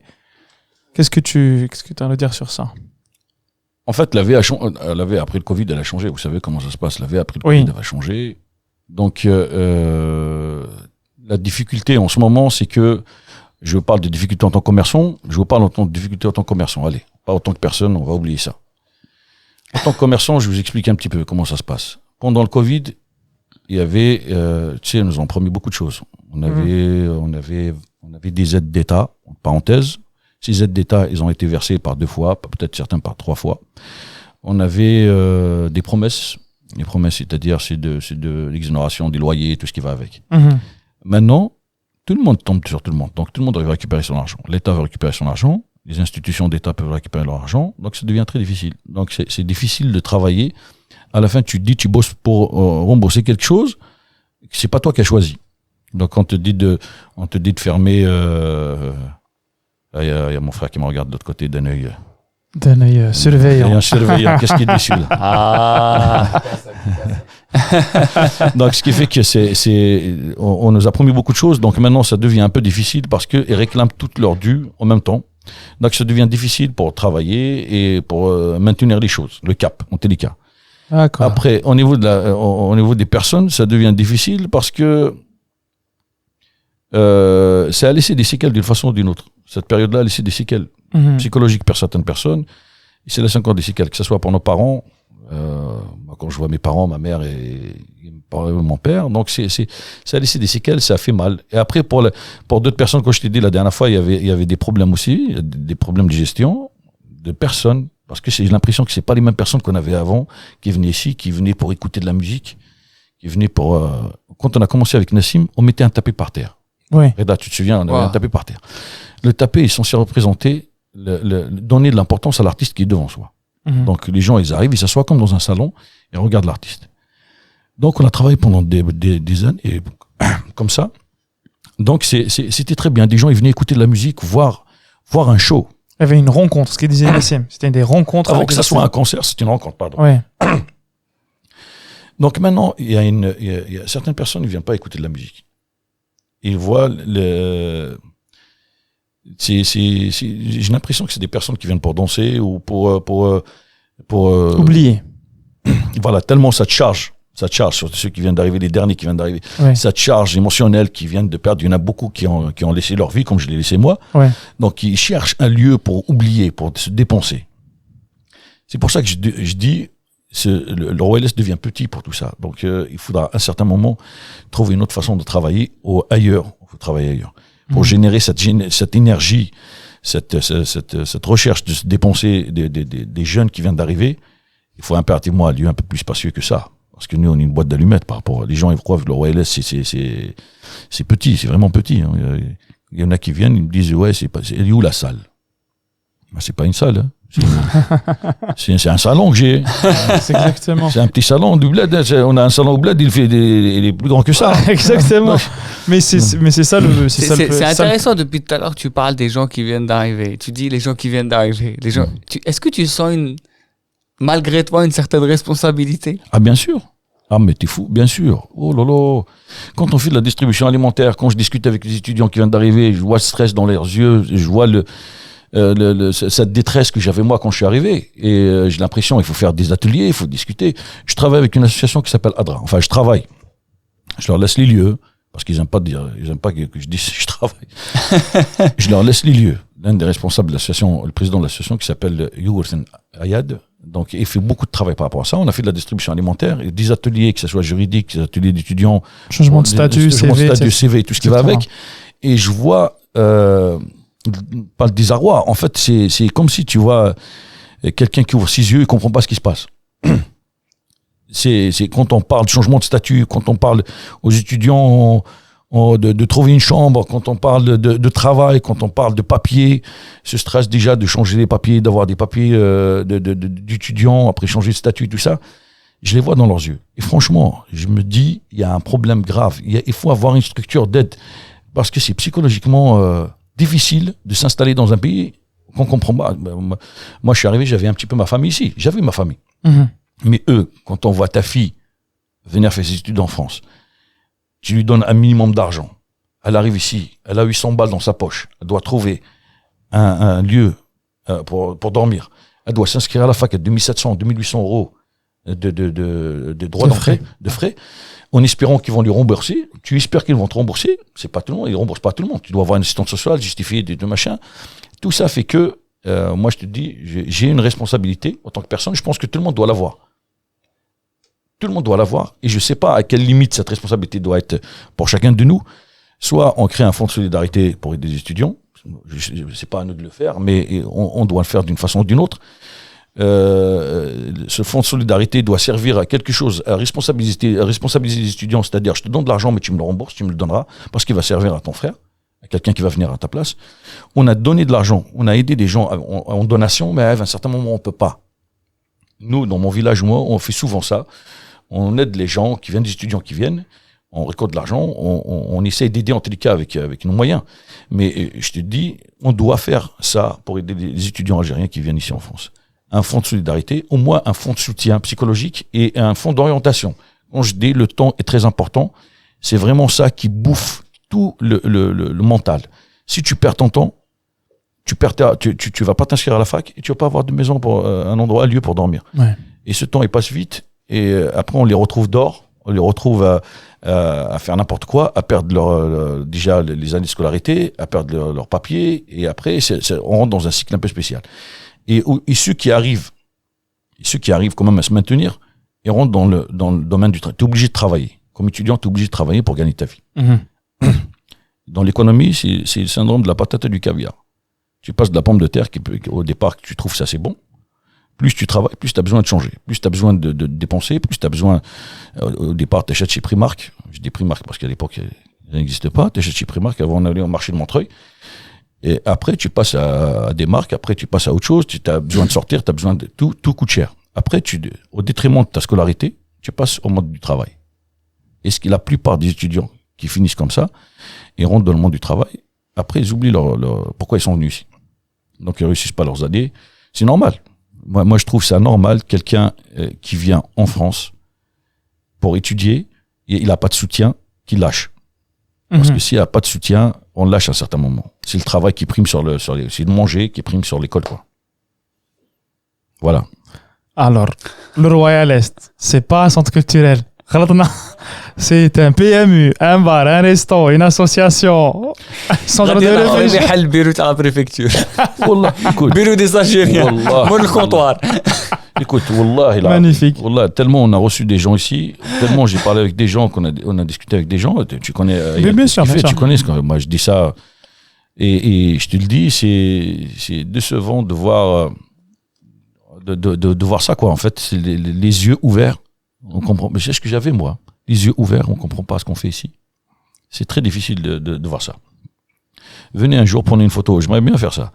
Quand tu fais Ayad, quand tu fais ces réunions à l'étage, Ouais. quand tu parles aux étudiants et tout ça, et quand je monte, je regarde, je vois les yeux. Je vois, en fait, je remarque ce que je me vois moi en eux. Je me vois franchement. Parce que je vous dis ça, quand je suis arrivé en 94 ici, c'est très difficile d'avoir des amis. La solitude, parce qu'on parle pas bien en français. Quand on parle en baragouine, comme dirait un mec qui me dit tu baragouines, tu parles pas, donc à l'époque, je comprends pas ce que tu dis. Et donc après, quand je marchais dans le métro, je me dis regardez-moi cette image-là qui est triste en même temps, qui reflète un petit peu la vie de l'époque. Je me dis si les personnes qui sont là, ils me parlaient, vous voyez que je suis quelqu'un de bien. Donc c'est très difficile d'avoir Wallah, c'est un truc de malade. Et ça, je le vois maintenant sur certaines personnes qui arrivent ici. Et pourtant, il y a Internet, il y a tout, ils ont le temps de voir, ils ont vu plus que nous. Mais je vois certaines personnes qui viennent, je le vois dans leurs yeux. Le fait de se retrouver seul, de ne pas comprendre la culture, de ne pas avoir des amis. Et c'est ça que je dis, il faut impérativement jumeler ça autour d'une cellule d'aide psychologique ou ce que tu veux. J'utilise le mot cellule, on dirait qu'il y a un attentat. Bon, une cellule d'aide psychologique pour les aider. Franchement, il faut impérativement l'État algérien fasse quelque chose pour les étudiants algériens ici en France. Bon, على كل حال Faut que l'État algérien fasse une cellule psychologique pour tous les Algériens, pas seulement en France, en Algérie aussi. Moi, je cible les étudiants. Parce que بالك انت راك تشوفهم اللي راهم يجيو, mais concrètement, parce que c'était avec Rassim, Ouais. Rassim Bougrara dont on a parlé. Oui, il expliquait comme quoi un jour il était كان في واحد dans un séminaire où هو parce qu'il est prof à l'université. Et il lui demande un prof, قال له tu es algérien? قال له oui. قال له j'ai lu sur l'histoire de l'Algérie, vous avez vécu la guerre civile ou gars. قال له il vous a fallu combien de temps pour mettre en place un processus psychologique pour sortir Efficace. efficace, ouais. Pour sortir de ça. قال له بلوكا مسكين ما il s'est dit non mais attends, il n'y a jamais eu de Bon, c'est quoi ça? C'est quoi processus psychologique? Qu'est-ce qu'il raconte lui? راه تخدم راه كان والو ما كان والو. شاب بيان كان شغل كي تحب تشكي لازم تجيب لك صار جروا ما تشكيش نضر لونغ كان والو يا خويا راه ما كان والو حقرونا صديقي. شو سي داك صار جروا كي تشكي بك شغل 10 سنين سيريا ما كان والو. بير ما مرة تهضرنا على psychologique. Mais c'est intéressant ce que tu dis. Il faut une cellule psychologique pour tout le monde, pour gars le raji. C'est vrai dans un sens. Mais dans les étudiants parce que c'est ce que je vois ici. Oui, c'est fou. Hein. Je voyais pas gars. C'est vrai que le Royal Est, Ferrasna, c'est un lieu où on se met musica, Nassim Dendan. Oui, mais vraiment. Oui, mais inconsciemment, maintenant je comprends les كراك تحكي لي قاعد الصوالح.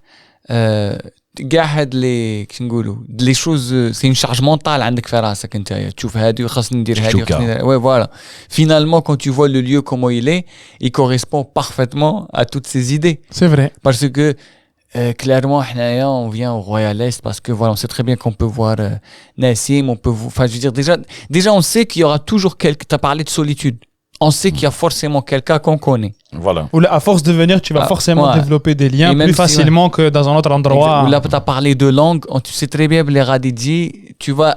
T'as le frites omelette. T'as le frites omelette déjà. T'as le sardine. Ouais.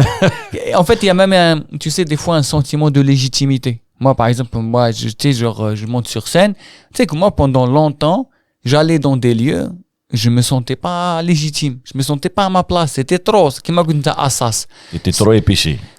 Oui, mais après avec le temps, c'est bon que les normal, tu vois, mais c'est quelque chose, tu mets du temps à te dire oui, je suis complètement légitime, là où je vais, mais au début qui m'a goûté tu l'as pas avec tu n'as pas avec la confiance en toi. Donc, tu viens dans un lieu comme ça. Et du coup, finalement, c'est complètement logique, en fait. Là, on a juste la partie cachée de l'iceberg. Oui, c'est pour ça qu'on voulait faire... Enfin, clairement, je n'ai pas l'idée immédiate, parce que l'un des premiers épisodes, on a avec Nassim Dendan, بدنا نحكوا على الموسيقى en général, وحكينا على ses débuts. Ses débuts, c'était le Royal Est.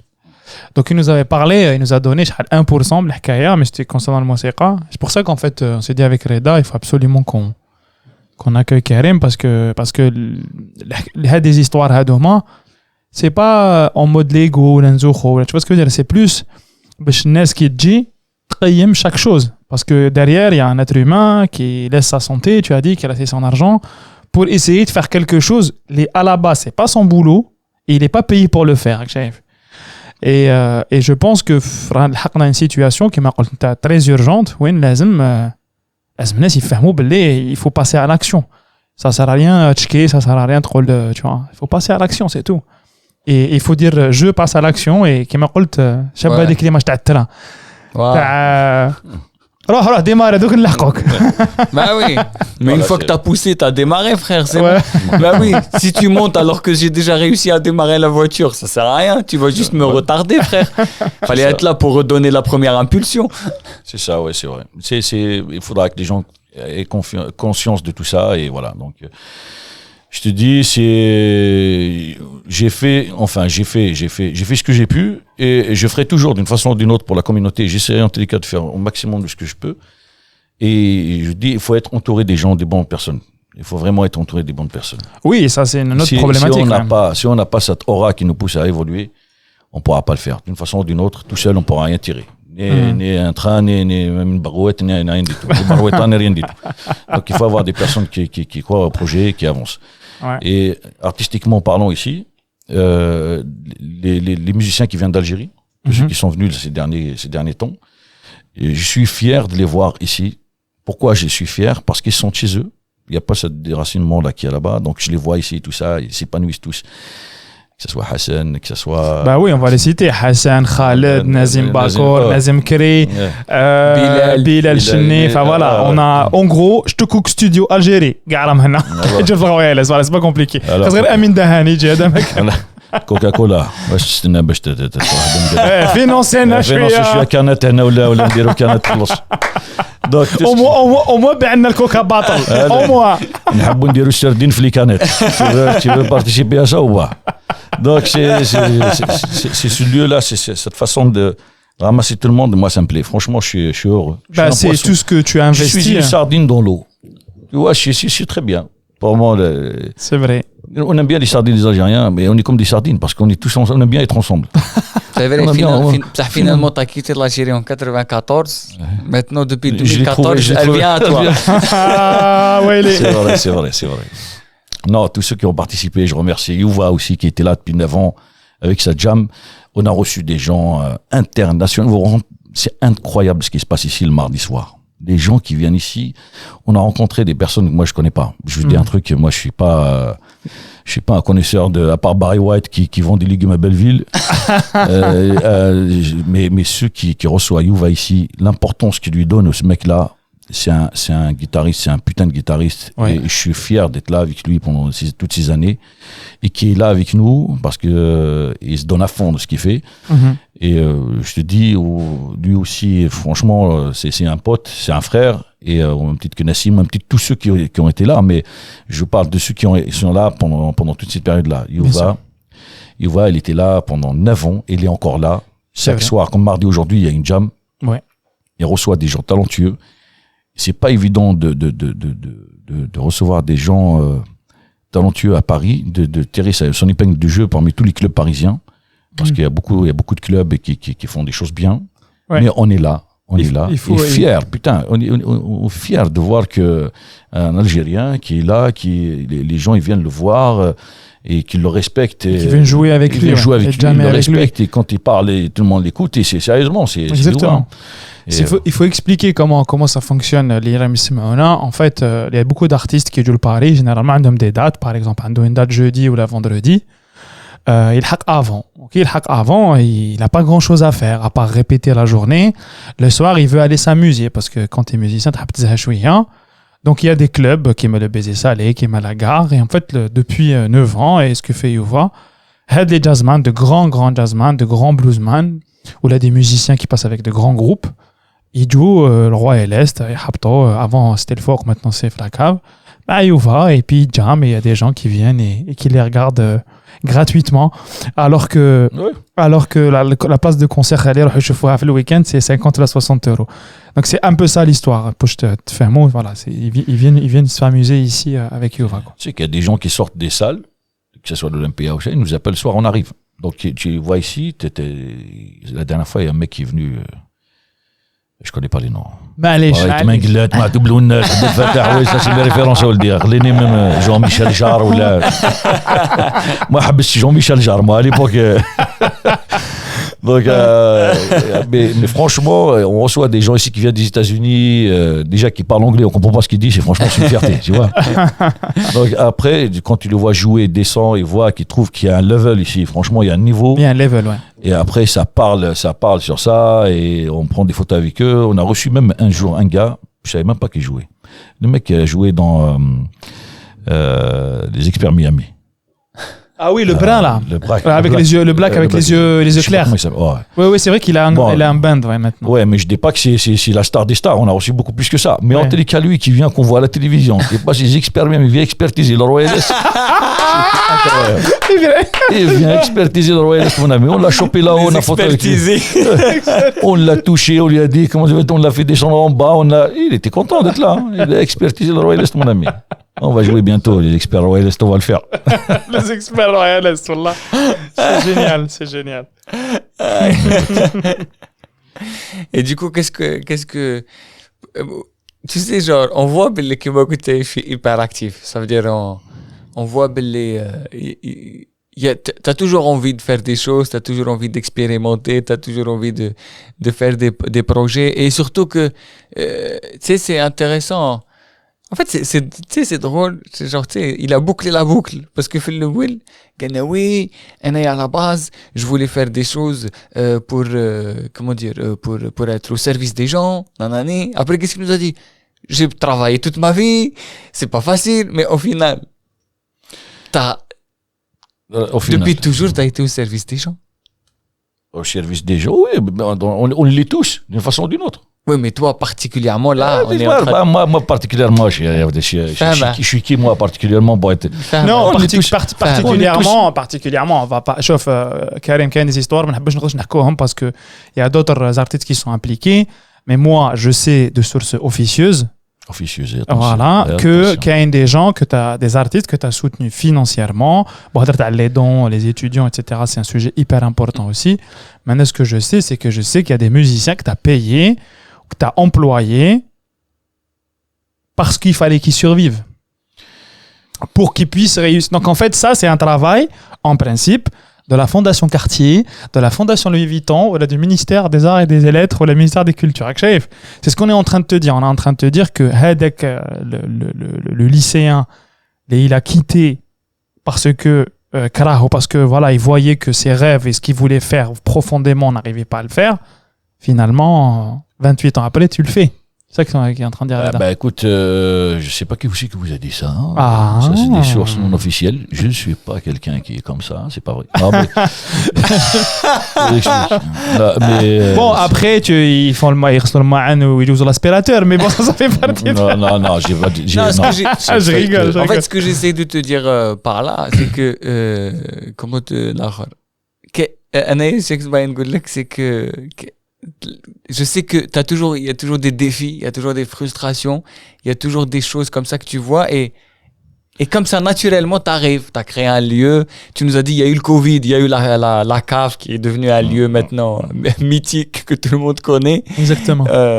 En fait justement هذاك début c'était باش طرح عليك سؤال. Vas-y. Qu'est-ce qu'on peut te souhaiter ou là pour la suite ou là quels sont tes disons, maintenant avec ta sagesse, avec ton expérience et tout, ça serait quoi l'idéal pour toi dans la suite? Est-ce que ça serait de faire de nouveaux projets? Est-ce que c'est de reposer? Est-ce que l'idéal, c'est que les guerres cessent, qu'on va tous aimer. Miss France, Karim Miss France. Votez pour moi, je suis là. Faire de la politique, tu te recherches, ils vont te mettre dixième. Il a un côté, en plus, maintenant, il est sorti la série sur Bernard Tapie. Il a un côté Bernard Tapie. On va acheter un club, là. On est en train de chercher pour acheter un club. Un euro symbolique. Avec les Auvergnats, ils me faisaient confiance. T'as pas d'argent, c'est pas grave. Allez, si vous avez quelque chose comme ça, un club, on est là. Tu sais, peut-être il y a des gens qui sont en train de, je sais pas moi, d'écouter et qui, comment te dire, avec qui tu pourrais travailler un jour. Tu vois, c'est aussi ça, le fait de venir comme ça, de parler sur un podcast et qui diffuser. Moi, c'est le truc, la chose que j'espère un jour, en fait, c'est d'améliorer les choses, c'est d'avoir un lieu un peu plus potable, comme je dis, pour recevoir des gens. Parce que on a des artistes incroyables qui méritent d'être vus et j'aimerais un lieu un peu plus grand qui me permettrait d'évoluer, ou pas à moi en tel cas, même si c'est pas moi, c'est quelqu'un d'autre, d'un lieu où les gens, où les artistes algériens et maghrébins en général viennent donner de leur temps et de leur passion afin de créer quelque chose, un lieu de création, on va dire. Nous, c'est petit, on a fait ce qu'on a pu. Moi, j'ai fait ce que j'ai pu avec pendant ces années, parce que j'étais accro à l'adrénaline. Cette adrénaline me permet de me réveiller le matin en me disant je sais pas ce qui va se passer, donc je cours sur quelque chose que je sais pas ce qui va se passer là pendant des années. Je suis arrivé à un temps où je sais pas si je dois m'arrêter ou changer complètement ou passer à autre chose. Et franchement, je suis bloqué. Dans un sens, je me pose des questions. Je me dis si je pars d'ici, est-ce que j'ai le droit? Mais qui c'est qui va se mettre derrière? Ouais. Est-ce que j'ai le droit de partir d'ici? Même si j'ai envie, je vous dis franchement, je gère des affaires 5 ans, pas plus. 5 ans, je quitte l'affaire. Je prends une affaire, je développe, je travaille, je quitte 9 ans dans une même affaire depuis 2014. C'est beaucoup. C'est beaucoup psychologiquement, c'est beaucoup physiquement. Et cette adrénaline, cette recherche du plus. Voilà, il est plus. Moi, je dis pas que je suis pas motivé, mais il faut autre chose. Je suis arrivé à un point où il faut autre chose, sinon, j'aurais pas aimé venir travailler après. Quand j'aime pas venir travailler, c'est difficile après. Ouais. Et voilà, j'espère en tous les cas qu'il y a quelqu'un qui m'écoute. Allô? Quelqu'un qui m'écoute? Donc, qui va essayer de continuer ce schéma-là, d'essayer de créer quelque chose ici en France, un pôle ou un pont entre l'Algérie et la France qui permettra à tous les artistes de venir et de partir. Et de se développer dans leur art, de les laisser vivre avec leur art d'une façon honnête, sans stress. Et voilà, donc je vois, on a beaucoup d'artistes en Algérie, on a beaucoup d'artistes qui sont venus ici en France. Ce qui j'ai remarqué, normalement j'ai pas le droit de le dire, je suis pas un artiste, c'est qu'on traite mal les artistes algériens en Algérie, et quand ils viennent ici et repartent là-bas, on leur met le tapis rouge. C'est pas normal. On pousse les gens à partir. Et ça, c'est pas normal. On doit les aider. Ceux qui vivent là-bas, ils doivent vivre de leur art. On peut pas permettre de les laisser, de les pousser à tous à partir, à se retrouver avec personne là-bas. Là, la plupart, ils sont là par rapport à ça. Mm-hmm. Donc, quand ils repartent d'ici, quand ils viennent s'installer en France et repartent là-bas, ils ont le tapis rouge. Mais quand ils vivent là-bas, ils vivent d'une façon ils vivent d'une façon difficile, quoi. Donc voilà, c'est lui qui m'écoute. Il faut que quelqu'un reprenne le flambeau ou là qui prenne le flambeau avec toi. C'est ça ce que tu souhaites. Il y a un truc qui bouge là, mais Attends. C'est normal, on est dans un lieu. c'est normal, on est dans une vie, ouais. Il est en train de changer un dessus, il est en train de changer un fût. Ça, c'est Chérif. Attends, je regarde. 150 kilos. Il pèse 150 kilos, cet individu. Voilà. Et c'est un rouquin. Alors là, j'essaie d'écouter un petit peu le son qu'il fait là, je sais que c'est lui. Shérif, Alors, ouais, ceux qui sont habitués au Royal connaissent Shérif. Chérif, Shérif, c'est le viking d'ici. voilà. Donc c'est lui qui est en train de faire du bruit là. Il nous embête comme pas toujours. Mais il fait du bon taf, il est toujours souriant. Donc voilà un C'est peu. fou quand même, on dirait que ça m'a une responsabilité. Parce que j'ai l'impression que c'est une affaire pas comme les autres. Parce qu'au-delà de l'affaire du business, il y a un côté émotionnel. Bien sûr. C'est un lieu de vie. Je passe plus de temps ici qu'avec ma famille. Et les gars, vous savez, j'ai des clients ici, je les vois plus que mes enfants. Ils doivent m'appeler papa. Il y en a qui m'appellent tonton ici. Ah, c'est. Il y a même, moi je sais qu'il y a même des gens qui t'appellent papy. Ah oui, papy, Parce ouais. parce qu'il y a beaucoup de couples qui ont été créés au Royal Est. على كل حال. Normalement, je dois avoir une médaille par rapport à ça. Wallah. Royal Est. Bah, t'as plusieurs T'as parlé blasons. d'une autre facette du Royal Est au créer des. C'est un lieu de rencontre. Tu as dit parler de la solitude, un lieu de rencontre. Dame Nature s'exprime. Forcément, il y a des couples qui se forment. Vous avez dit, j'ai l'impression qu'il y a un côté émotionnel dans le sens où tu sens une responsabilité. C'est un lieu de vie, mon pote. C'est une bulle. Le Royal Est, je dirais pas que c'est une bulle. C'est une bulle de champagne. Quand tu rentres dedans, champomier. Et quand tu rentres dedans, tu te sens bien. Franchement, c'est une bulle, je vois ça comme ça. C'est une sphère privée qu'on a créé ça. Chacun de nous, il a sa sphère. Mais cette sphère, elle a grandi, elle est devenue une sphère privée pour tout le monde. En fait, on est privé quand on est à l'intérieur. On est entre nous. Et voilà, donc j'espère que ça va continuer comme ça au maximum possible. Je vais te dire une chose. Royal Est, à chaque fois que je viens, j'ai l'impression d'aller vers l'Algérie qu'on n'a pas pu avoir là-bas. Biladi. Mais qu'est-ce que ça t'évoque quand je te dis ça? No comment. Je te dis, il y a beaucoup de choses qu'il y a à dire, mais je peux pas. Ça, c'est à l'intérieur de moi. Ça, c'est des choses, je peux pas. L'Algérie, c'est autre chose. C'est autre chose, quoi. Il faut pas pousser à dire des trucs. Non, franchement, c'est autre chose. Mais j'espère qu'on a créé quand je dis ce petit pont là qui est entre l'Algérie ici et voilà, qui permettra à toutes les personnes qui nous écoutent. J'ai pas compris quand tu m'as dit c'est autre chose. Dommage. C'est ça qui j'ai à dire. Dommage, franchement, dommage. Ça englobe tout. Le dommage là, ça englobe tout. Je peux pas dire autre chose. Dommage. Après, on rentre dans autre chose. Si je commence à parler, on va rentrer dans autre chose. Non, mais c'est dommage que, voilà, l'Algérie, elle mérite beaucoup mieux que ça. On peut faire autre chose, quoi. C'est un salon mal rangé. C'est une maison mal rangée, l'Algérie, c'est tout. Elle a tout à l'intérieur. C'est juste une maison mal rangée. Voilà. C'est tout ce que je peux dire par là.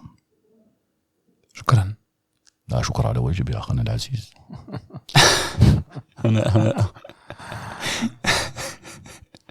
J'ai l'impression que ça m'a. À un moment donné, on a un point où il y avait deux videurs, les videurs de la pudeur. Tu peux pas rentrer. Tu ne peux pas rentrer. Ah. Non, C'est pas les videurs de la pudeur. C'est arrive à un certain moment de notre vie où on peut pas. On se rend compte qu'on peut pas. Enfin, bref. Il y a beaucoup d'obstacles. Il y a beaucoup d'obstacles. C'est comme tu dis, c'est une boîte de nuit où l'Algérie c'est devenu une boîte de nuit où tu arrives, on te regarde, on te dit c'est soirée basket. Aujourd'hui, tu mets des mocassins, tu rentres pas. C'est soirée basket parce que c'est pas toi qui as décidé. Bon, bref. Je dis c'est dommage. Moi, j'ai une boule, j'ai un truc qui brûle à l'intérieur de moi. Franchement, dommage. Mais je dis pas ça que c'est pire.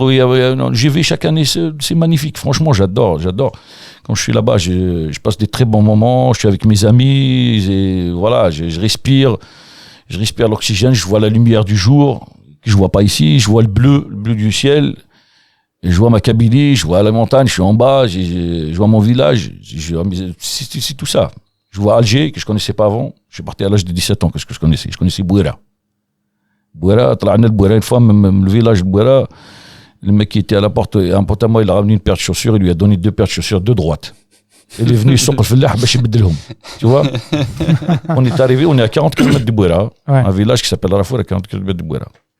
Donc on est monté avec des potes.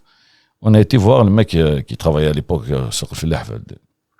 Il lui a dit اسمح لي الرجل اليمين il a dit ضرب القبيليه واش تهضر لي non on a cru que Bouira on pouvait pas parler au Kabylie. Tu vois le truc, je suis parti à 17 ans là-bas, je connaissais rien, donc mon pays je le connaissais pas. L'Algérie, j'ai visité un peu Alger, mais c'est tout. Mais là maintenant je la découvre, je visite, je regarde, il y a beaucoup de choses à voir, c'est magnifique. Et quand je dis dommage, c'est que on a tous une boule à l'intérieur. On peut mieux faire comme derrière l'autre. Il y a quoi dans cette boule? Le peut mieux faire. Il y a cette boule-là qui nous tue de l'intérieur qu'on dit qu'on peut mieux faire. On peut mieux faire. C'est quoi? C'est de la culpabilité? C'est de la putain de culpabilité. On dirait que c'est à moi. On dirait que c'est chez moi. Wallah, c'est un truc de malade. Il y a des trucs à l'intérieur où tu comprends pas. Et ça brûle à l'intérieur. C'est comme une boule, je sais pas moi, c'est une planète qui boule à l'intérieur de moi-même. Quand je vais là-bas, je reviens, c'est comme ça. Je me dis, il y a un truc qui va pas, quelque part. En toi?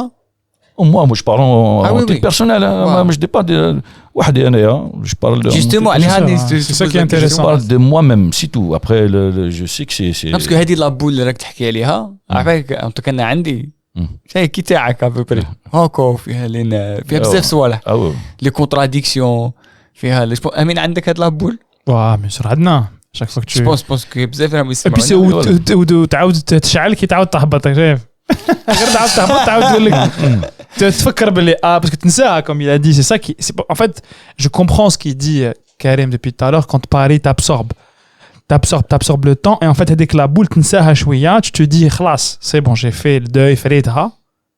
Dès que tu as un moment de pause, parce que voilà Paris, mais tu t'arrêtes jamais de réfléchir. Alors là quand tu as plusieurs affaires qui me Karim et tout, tu t'arrêtes pas. Dès que tu es 2-3 jours, tu te dis مانيش en paix. صح كارم غادي je vais aller encore plus loin.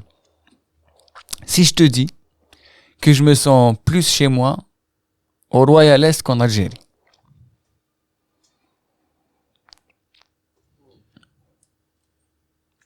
Qu'est-ce que tu veux que je te dise? T'as le droit. Oui, c'est normal. Je vais te dire pourquoi. Je vais te dire un truc. On va faire un peu je dirais pas de politique, mais je vais te donner une solution qui pour l'Algérie, qui est une solution qui peut-être va sourire beaucoup de monde. Je vais te dire un truc très important que j'ai compris pendant un certain moment. Ici, on nous envoyait à un certain moment des demandes d'aide pour construire, développer. Après, je suis sûr que je vais mettre des gens sur le dos, mais une demande d'aide pour faire des choses, ok? Je sais pas quoi, mais des choses qui sont censées être faites par l'État. Donc, un jour, j'ai posé une question, j'ai dit pourquoi on refait pas l'école? On ramasse l'argent.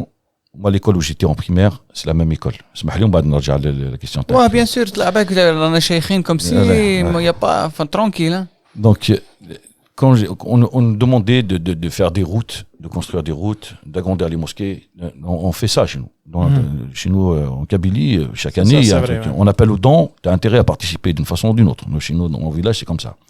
Tu participes pour faire construire des routes, pour agrandir la mosquée, pour je sais pas moi, pour la Ashura.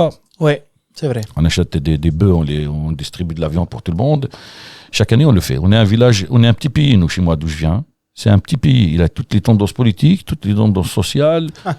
On a je te jure, c'est vrai. C'est un pays représentatif du monde entier. Tu le prends, tu vas chez moi.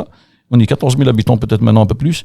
Tu discutes avec eux, tu vas voir tout. Il y a même les Trumpistes. Wallah, la rime, t'as tout. T'as des anarchistes, t'as tout ce que tu veux. Ok, bon. C'est un petit pays.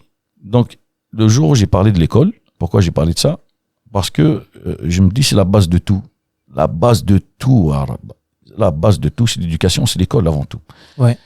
Je suis entré en 82 à l'école. Je vais vous raconter cette histoire-là. C'est lui qui m'entend, je m'en fous. C'est lui qui veut s'énerver, il s'énerve. Parce que je vais dire, la première chose que j'ai de l'école, je suis arrivé, ils nous ont donné un hula hoop. Est-ce que vous connaissez ce que c'est qu'un hula hoop?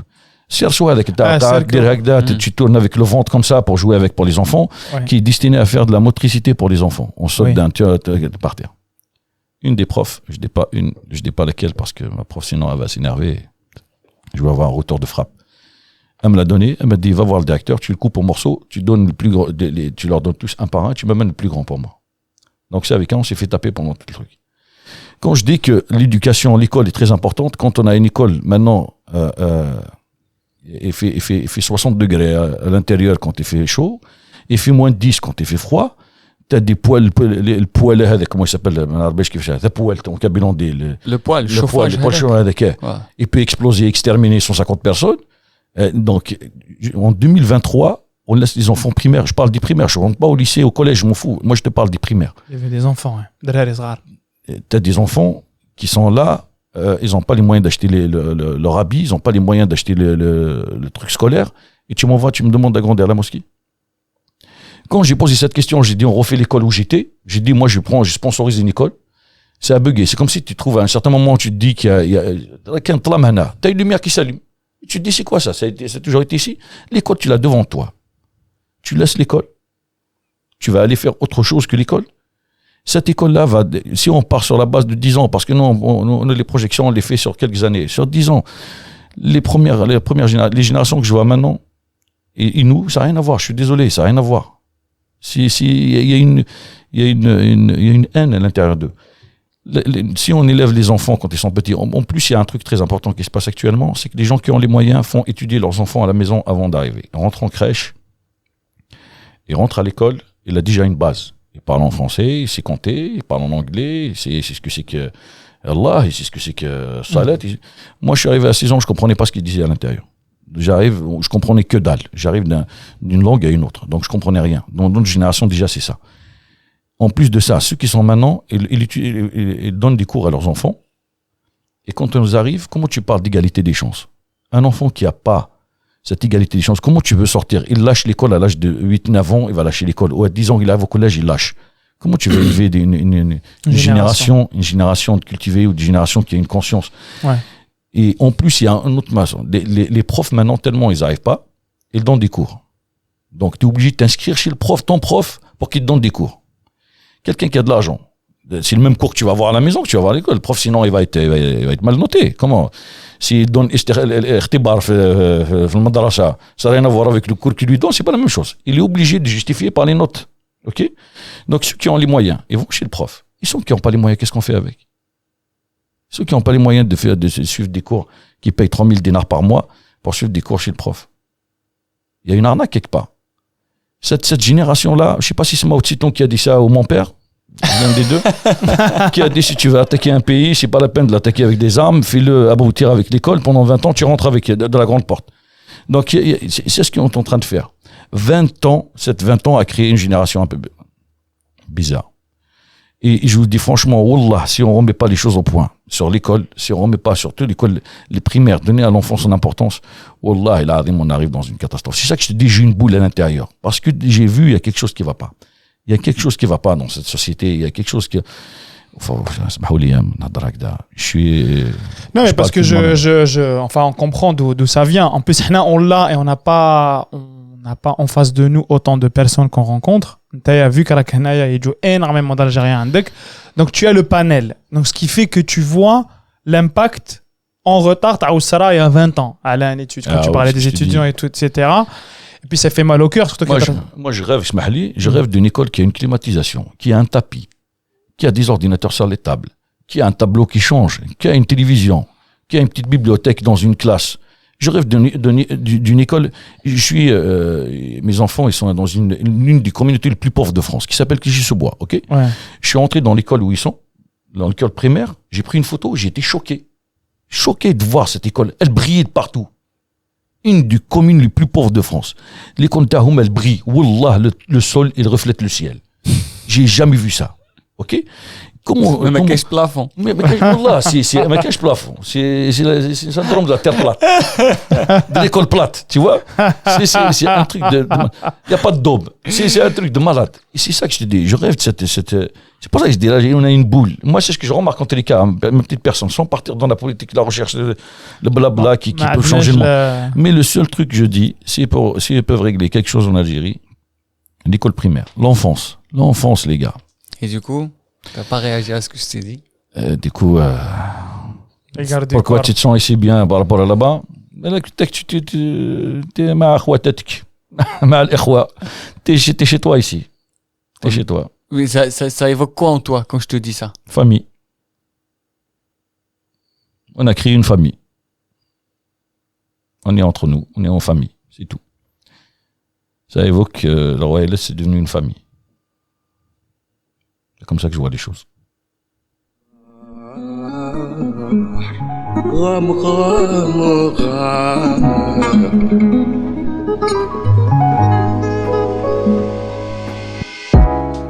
Alors c'était épisode جديد تاع زيد كاس. C'était مع monsieur Karim Amin. Karim Royal Est, qui m'a smato, j'espère qu'il vous a touché avec sa personnalité. J'espère que vous allez venir ici, j'espère que vous allez faire vivre ces lieux, j'espère que vous avez compris pourquoi on fait et on enregistre ce genre de personnes comme Karim Royal Est parce que c'est nécessaire, c'est même vital. Hein. Je pense qu'à un moment donné, vous avez compris que ce lieu est devenu vital pour certaines personnes parce que ils arrivent à se réunir dessus, ils arrivent à créer une symbiose entre nous, la communauté comme il l'a appelé lui. Voilà, j'ai plus rien à vous dire à part j'espère que vous avez apprécié cet épisode et restez à l'écoute ou نغبنتو روحوا تزيدوا كاس في الغواية ليست.